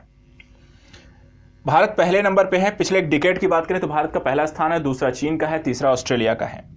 इसके अतिरिक्त भारत में वानिकी क्षेत्र में जो रोजगार हैं विश्व में अधिकतम है। वानिकी क्षेत्र में सर्वाधिक जो रोजगार हैं वो आपको भारत में है। वानिकी क्षेत्र में औसतन जो प्रति वर्ष जो वृद्धि आंकी गई है वो 0.38% आंकी गई है। चलिए, ये तो हो गया आपको एक रिपोर्ट्स को लेकर। इसके बाद एक परियोजना है स्प्रिंग परियोजना। स्प्रिंग परियोजना है बनारस हिंदू विश्वविद्यालय के द्वारा गंगा और गोदावरी नदियों में जो सीवेज जल शोधन के उपचार है, यहाँ पे जैव प्रौद्योगिकी आधारित प्रणाली को विकसित किया गया है। नदियाँ हमारी जो होती हैं कह सकते हैं हमारी जीवन दायिनी है, और इसके आसपास जो जनसंख्या है वो इसी पानी के आश्रित भूमिगत जल के रूप में उन्हें प्राप्त होता है। लेकिन यहाँ पर जो इसी नदियों के किनारे जो आपके ट्रीटमेंट प्लांट हैं वहाँ पर जो वहाँ पे आपकी कंपनियाँ हैं उनके सीवेज पानी जो होता है, गंदा जो पानी होता है उसमें प्रवाहित होता है और उसके कारण पानी दूषित होता है। तो इसके शुद्धिकरण के लिए जैव प्रौद्योगिकी तकनीकी जैव उपचार प्रणाली को अपनाया गया है और ये अपनाया है बनारस हिंदू विश्वविद्यालय के द्वारा। चलिए नेक्स्ट बात करते हैं भागीरथी इको सेंसिटिव जोन। तो ये चार धाम सड़क परियोजना के अंतर्गत उसके आसपास के एरिया को पर्यावरण संरक्षण करना और साथ ही साथ लोगों को बेहतर कनेक्टिविटी प्रोवाइड कराने के अंतर्गत एक जोनल मास्टर प्लान यहाँ पर विकसित किया गया है, जिसे भागीरथी इको सेंसिटिव जोन के अंतर्गत विकसित किया जाएगा। इसके अंतर्गत जो 4 धाम हैं आपके गंगोत्री, यमुनोत्री, केदारनाथ और बद्रीनाथ को बेहतर कनेक्टिविटी भी देना है और साथ ही साथ यहाँ पे जो पर्यावरण संबंधी उनके संरक्षण को लेकर भी कार्य करना है। नेक्स्ट यहाँ पे बात करते हैं आपको एकीकृत बाढ़ चेतावनी प्रणाली इनफ्लोस की। मुंबई में इसे हाल ही में इसे अपनाया गया है, चेन्नई में सबसे पहले इस प्रणाली को अपनाया गया। इसे विकसित किया गया पृथ्वी विज्ञान मंत्रालय के द्वारा और इसमें डेटा समावेशन, बाढ़, जलप्लावन, भेद्यता, जोखिम प्रसार मॉड्यूल, डिसीजन सपोर्ट सिस्टम को इसमें सम्मिलित किया गया है। तो ये सारी चीज़ें किसी एक पर्टिकुलर क्षेत्र में होने वाली बाढ़ इत्यादि से संबंधित समस्याएं और अन्य प्रकार की दिक्कतों को किस तरीके से ठीक किया जा सकता है, उसके लिए किस तरीके प्लानिंग होनी चाहिए, किस प्रकार का सिस्टम होना चाहिए, उसी का एक समावेशन करते हुए इसे नाम दिया गया है इनफ्लोस और इसे पृथ्वी विज्ञान मंत्रालय द्वारा विकसित किया गया। पहला जो शहर है जिसे अप्लाई किया गया इस प्रणाली को चेन्नई, दूसरा मुंबई बन रहा है। नेक्स्ट यहाँ पर यूनेस्को आईओसी ने उड़ीसा के वेंकटरायपुर और नोलिया शाही समुदायों को सुनामी तैनाती समुदाय के रूप में यहाँ पे मान्यता प्रदान कर दी है। ठीक है, तो उड़ीसा के 2 समुदायों को यहाँ पर सुनामी तैनाती समुदाय के रूप में यहाँ पे मान्यता प्रदान की है और ये कौन है, दोनों के नाम ध्यान एक बार और पढ़ लीजिए, वेंकटरायपुर और नोलिया शाही। ठीक है, नेक्स्ट टॉपिक लेते हैं। यहाँ पर बात करते हैं भारत का पहला लाइकेन पार्क उत्तराखंड पिथौरागढ़ में स्थापित कर चुके हैं, पहले भी देख लिया है। इसके बाद ये आपको कुमाऊं के भारत का पहला जो लाइकेन पार्क है उत्तराखंड के पिथौरागढ़ जिले में कुमाऊं के मनुस्यारी में विकसित किया जा रहा है। तो पहला भारत का लाइकेन जो पार्क है इसको ध्यान रखिएगा, कहाँ है, उत्तराखंड में। उत्तराखंड में कहाँ है पूछा जाए तो पिथौरागढ़ में, कुमाऊं के पास मनुस्यारी में विकसित किया जा रहा है। नेक्स्ट टॉपिक कुछ चीज़ें हैं जैसे प्रदूषण के स्तर पे सबसे जैव इंडिकेटर के रूप में काम करने वाले हैं कौन, जो आपके कवक होते हैं इत्यादि होते हैं, जो लाइकेन्स हैं इत्यादि हैं, ये आपके सबसे जैव इंडिकेटर के रूप में प्रयोग किए जाते हैं कि वहाँ पर सबसे पहले जो दुष्प्रभाव पड़ता है वो इन्हीं पर पड़ता है, इनकी विलुप्ति होती है और उससे पता चलता है कि हाँ पर्यावरण में आपको परिवर्तन की स्थिति देखी जा रही है। नेक्स्ट बात करते हैं मगरमच्छ संरक्षण कार्यक्रमों को लेकर। दुनिया भर में यहाँ पर मगरमच्छों को, घड़ियालों को सुरक्षित बनाने के लिए भारत सरकार के द्वारा भी कुछ मगरमच्छ प्रोजेक्ट यहाँ पर विकसित किए गए हैं जिसके माध्यम से उनको संरक्षित किया जाता है, जिसमें ज़्यादातर जो प्रोजेक्ट हैं वो उड़ीसा में संचालित हैं, जैसे कि बौला परियोजना, इसके अलावा जो ये भितरकनिका में है, रामतीर्थ सागर परियोजना है जो ये भी उड़ीसा में है, मगर संरक्षण है ये भी उड़ीसा में है, टीगरपाड़ा परियोजना है ये भी आपको उड़ीसा में है। इसके अलावा नंदनकानन में जो होता है उड़ीसा के मगरमच्छ प्रजनन केंद्र भी वहाँ पर विकसित किया गया है, उनके संरक्षण के साथ साथ उनके प्रजनन पर भी वहाँ पर कार्य किया जा रहा है, किस तरीके से उनको आगे संरक्षित किया जा सकता है। हाल ही में उत्तराखंड में हिम तेंदुओं को बड़ी संख्या में पिथौरागढ़ उसके आसपास के जिलों में देखा गया और इसी को ध्यान में रखते हुए हिम तेंदुआ संरक्षण केंद्र उत्तराखंड में स्थापित करने का भी निर्णय लिया गया।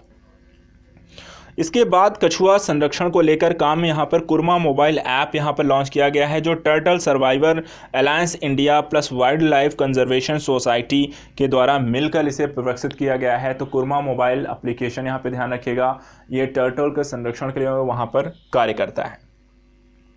लास्ट है मियावाकी पद्धति, ये 5 जुलाई 2020 को प्रयागराज में इसी पद्धति से 5000 पौधे लगाए गए। किस पौधे? मियावाकी पद्धति से। और इसकी जो विशेषता है इसमें मिट्टी में डीएपी खाद, लकड़ी का बुरादा, वर्मी कंपोस्ट, कीटनाशक इत्यादि का इस्तेमाल करते हैं। तो यहाँ पर पर्यावरण से संबंधित हमने कुछ प्रोस्पेक्टिव को देख लिया, तो काफ़ी सारे राष्ट्रीय अंतर्राष्ट्रीय मुद्दों को देखा, कुछ प्रमुख सम्मेलन की चर्चा की, बजट को देखा, इकोनॉमिकल प्रोस्पेक्टिव को देख लिया है, विज्ञान प्रौद्योगिकी, एनवायरनमेंट और पॉलिटी, काफ़ी सारे टॉपिक्स के एक साल की घटनाक्रम को पढ़ने में समय लगता है, लेकिन इतना सारा समय देने के बाद अंतिम कुछ प्रयोजन जिसमें प्रमुख योजनाएं, परियोजनाएं, प्रमुख चक्रवात इस दौरान काफ़ी सारे आए, तो इनको लेकर हम यहाँ पर पढ़ेंगे, इनको फिनिश करते हैं। सबसे पहले देखेंगे प्रमुख परियोजनाएं कौन कौन सी हैं। देखिए, हाल ही में एक जोजिला सुरंग की यहाँ पे बात की गई। ये कश्मीर से लद्दाख और लेह को जोड़ने का कार्य करेगा। रणनीतिक तौर पे ये बहुत ज़रूरी है। चीन के साथ हमारे जिस तरीके से संबंध रहे, जो विवादित स्थितियां रही हैं पैगोंग झील को लेकर, तो वहाँ पर ये जो सुरंग बन जाएगी उससे 12 महीने आप यहाँ पर इससे जुड़ सकते हैं। ये चीज़ें यहाँ पर होनी चाहिए। इसके बाद अगर हम बात करते हैं, एक लाया गया प्रोजेक्ट प्लैटिना। प्रोजेक्ट प्लैटिना जो है महाराष्ट्र का एक बड़ा प्लाज्मा थेरेपी सेंटर के तौर पर इसे विकसित किया जाएगा। दूसरी एक परियोजना है म्यांमार में हाल ही में श्वेत तेल एवं गैस परियोजना को लेकर जो भारत की ONGC विदेश लिमिटेड को $121.27 मिलियन के निवेश के अतिरिक्त निवेश को यहाँ पर अनुमति दे दी गई है। तो यहाँ पे ध्यान रखिएगा, म्यांमार के श्वेत तेल एवं गैस परियोजना में कौन निवेश कर रहा है? भारत की ONGC विदेश लिमिटेड के द्वारा। देविका पुल यहाँ पर उधमपुर में जिले में और जुनेजा पुल यहाँ पे डोडा जिले में जम्मू कश्मीर में यहाँ पर विकसित किया जा रहा है और इसे सीमा सड़क संगठन के द्वारा तैयार किया जाएगा। लोगों की आवाजाही को भी सुनिश्चित कर पाएंगे। एक कश्मीर और के अलग अलग 2 जिलों को आपस में जोड़ने का भी काम करेगा। इसके अतिरिक्त सेना की आवाजाही को भी सुगम बनाएंगे इस प्रकार के पुल। अगली बात करते हैं, दुनिया का सबसे ऊंचा रेलवे पुल जम्मू कश्मीर में चिनाब नदी के ऊपर यहाँ पे बनाया जा रहा है। ये 2021 में तैयार होगा और ये कश्मीर को शेष भारत से जोड़ने का कार्य करेगा। इस पुल की अगर आप ऊंचाई की बात करते हैं तो ये 467 मीटर ऊंचा पुल होगा। तो ये आपकी कुछ प्रमुख परियोजनाएं हैं भारत सरकार के द्वारा विकसित की जा रही हैं। चलिए बात करते हैं कुछ प्रमुख चक्रवातों की और उसके बाद कुछ प्रमुख योजनाओं की। प्रमुख चक्रवात के तौर पर देखते हैं तो दिसंबर 2019 उष्णकटिबंधीय चक्रवात आया सराय और इसने हिट किया फिजी को बड़े स्तर पे, काफ़ी बड़े स्तर पे वहाँ पे नुकसान देखा गया। तो ध्यान रखिएगा, सराय नामक जो चक्रवात है, उष्णकटिबंधीय चक्रवात ये आया, इसका नाम था सराय और दिसंबर 2019 में फिजी को हिट करता है। दूसरा चक्रवात था डायने, ये आया मेडागास्कर को इसने प्रभावित किया। ये भी एक उष्णकटिबंधीय चक्रवात है।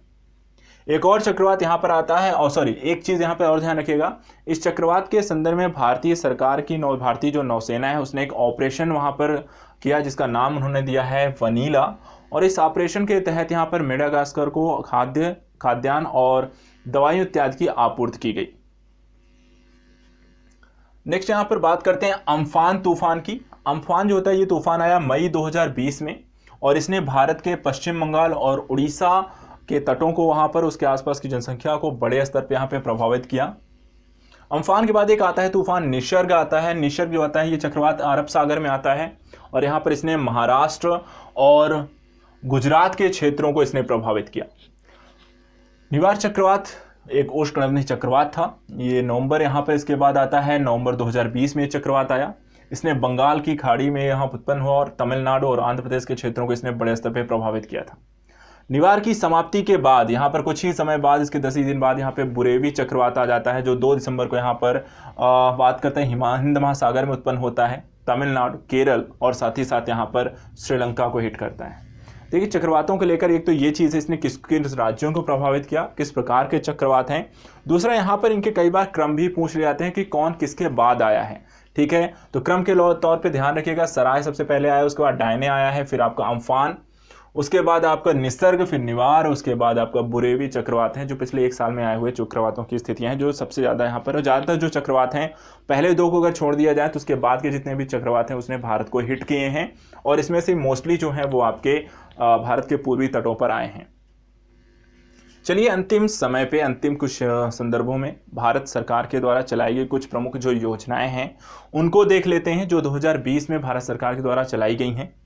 इसमें सबसे पहले है नेशनल डिजिटल हेल्थ मिशन जो 15 अगस्त 2020 का इसका पहला चरण यहाँ पे लॉन्च किया गया। इसमें जो देश के नागरिक हैं उनको health ID, personal health record, digi doctor, health facility registry इत्यादि यहाँ पर प्रोवाइड कराई जाएगी। इसी मिशन के दूसरे चरण में भारतीय लोगों को ई फार्मेसी और टेलीमेडिसिन सेवा भी यहाँ पे प्रदान की जाएगी। टेलीमेडिसिन का मतलब होता है कि टेलीविज़न या फिर वीडियो इत्यादि के माध्यम से लोगों को दवाई इत्यादि को वहाँ पर सुविधा उपलब्ध कराने किस तरीके से आप क्या चीज़ें वहाँ पर ले सकते हैं।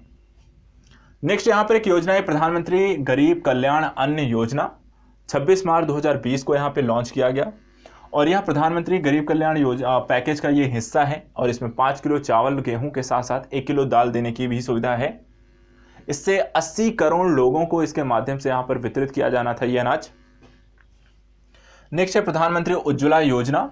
यह योजना 1 अप्रैल 2020 को यहाँ पर इसके तहत यहाँ पर लाभार्थियों को प्रधानमंत्री उज्ज्वला योजना के अंतर्गत 1 अप्रैल से जून 2020 के मध्य 3 महीनों में जो प्रधानमंत्री उज्ज्वला योजना के लाभार्थियों को हर महीने 3 एलपीजी गैस सिलेंडर देने का इसमें प्रावधान किया गया।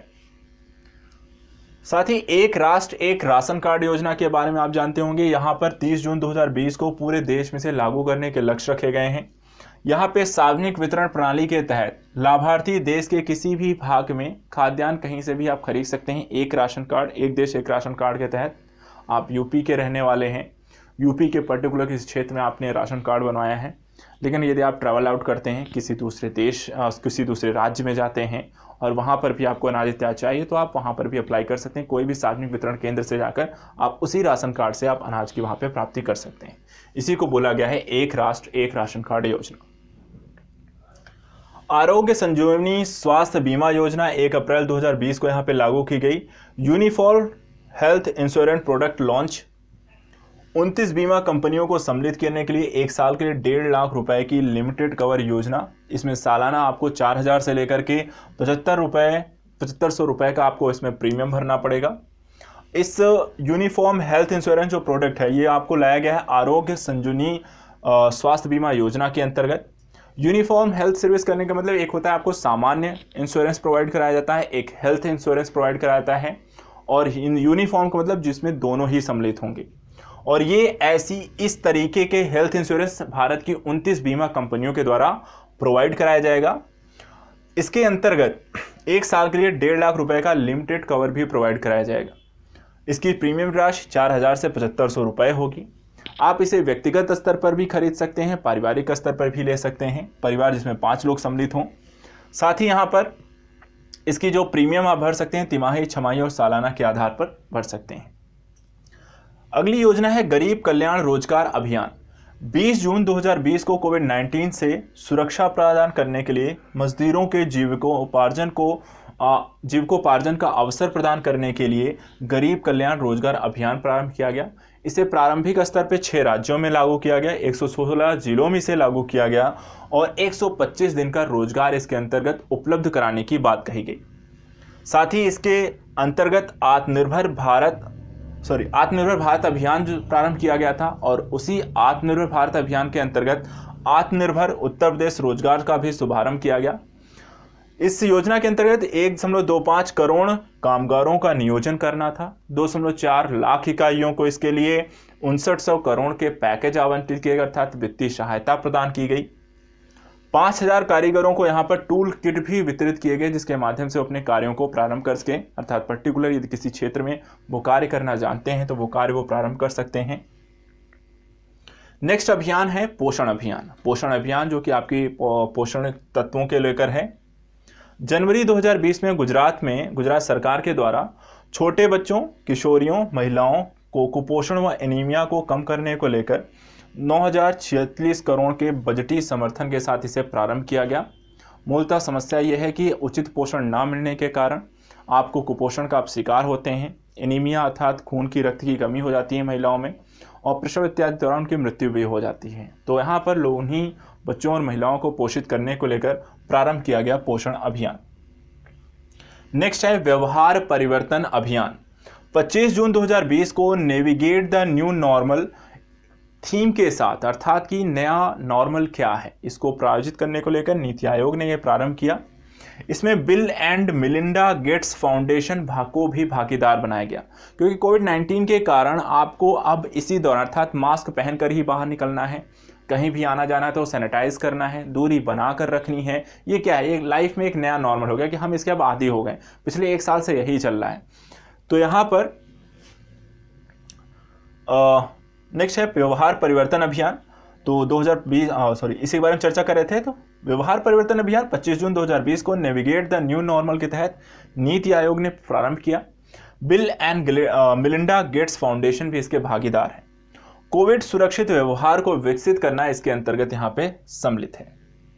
अगली योजना है मातृ पुष्टि उपहार योजना जो 26 जून 2020 को त्रिपुरा सरकार के द्वारा गर्भवती व स्तनपान कराने वाली महिलाओं को पोषण किट प्रदान करने को लेकर है।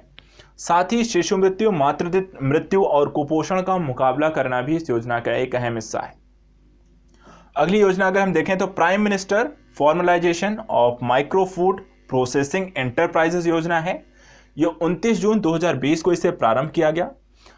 यह भी आत्मनिर्भर भारत अभियान का ही हिस्सा है। इसके अंतर्गत असंगठित खाद्य प्रसंस्करण इकाइयों को वित्त सहायता प्रदान करना, राजस्व लाभों में वृद्धि लाना, आदिवासी जिलों में उत्पादन को बढ़ाना, 9 लाख कुशल और अर्धकुशल रोजगार उत्पन्न करना, साथ ही 2020-21 से लेकर 2024-25 तक अगले 5 सालों में से पूरी तरीके से लागू करने को लेकर कार्य करना।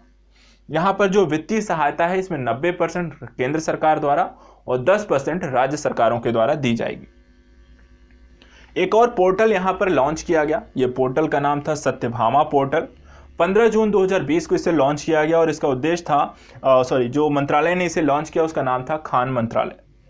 देश की खनिज और खनन क्षेत्र में डिजिटल प्रौद्योगिकी की भूमिका को बढ़ाने को लेकर इस पर काम करना है। इस पोर्टल के माध्यम से इसे विकसित करने वाली संस्था का नाम है NIC। नेक्स्ट है नवीन रोजगार छतरी योजना। नवीन रोजगार छतरी योजना इसे ST वर्ग के सर्वांगीण विकास के लिए यूपी सरकार के द्वारा इसे प्रारंभ किया गया। और at the last kill corona अभियान 1 जुलाई 2020 को मध्य प्रदेश सरकार के द्वारा प्रारंभ किया गया। तो आज के इस सेशन में हमने काफ़ी सारे एस्पेक्ट को देख लिया। कई प्रकार की योजनाएं, परियोजनाएं, प्रमुख चक्रवात, पर्यावरणीय विधि, साइंस टेक, हर एक पहलू को आपने यहाँ पर देखा और मेरे साथ आपने पढ़ा है। इस टॉपिक को पूरा पढ़ने के बाद आप इसको एक बार रिवीजन करेंगे और रिवीजन आई थिंक आपका पहले ही हो चुका होगा, आपने जो पढ़ा होगा उसके हिसाब से। तो एग्ज़ाम में जाना है बिना किसी टेंशन के, जितना आपको प्रोवाइड कराया जा रहा है वो अच्छे से पढ़िए। आपकी बाकी जो समस्याएं हैं वो भी हम जल्दी पूरी कर देंगे। यूपी का करंट विशेषांक और क्विक रिवीजन, और साथ ही साथ मैं कोशिश करूँगा हिंदी का क्विक रिवीजन भी आपको अगले एक वीक में जल्दी से जल्दी दे दिया जाए। तब तक यहाँ पे जो भी आपने पढ़ रहे हैं उसको पढ़ते रहिए। विश्वास करिए जो भी पढ़ रहे हैं वो एग्ज़ाम के लिए ही ज़रूरी है। हम भी अपनी तरफ से कोशिश करें, आप बस रिवीजन करें, बाकी टेंशन नहीं लें। Thank you so much.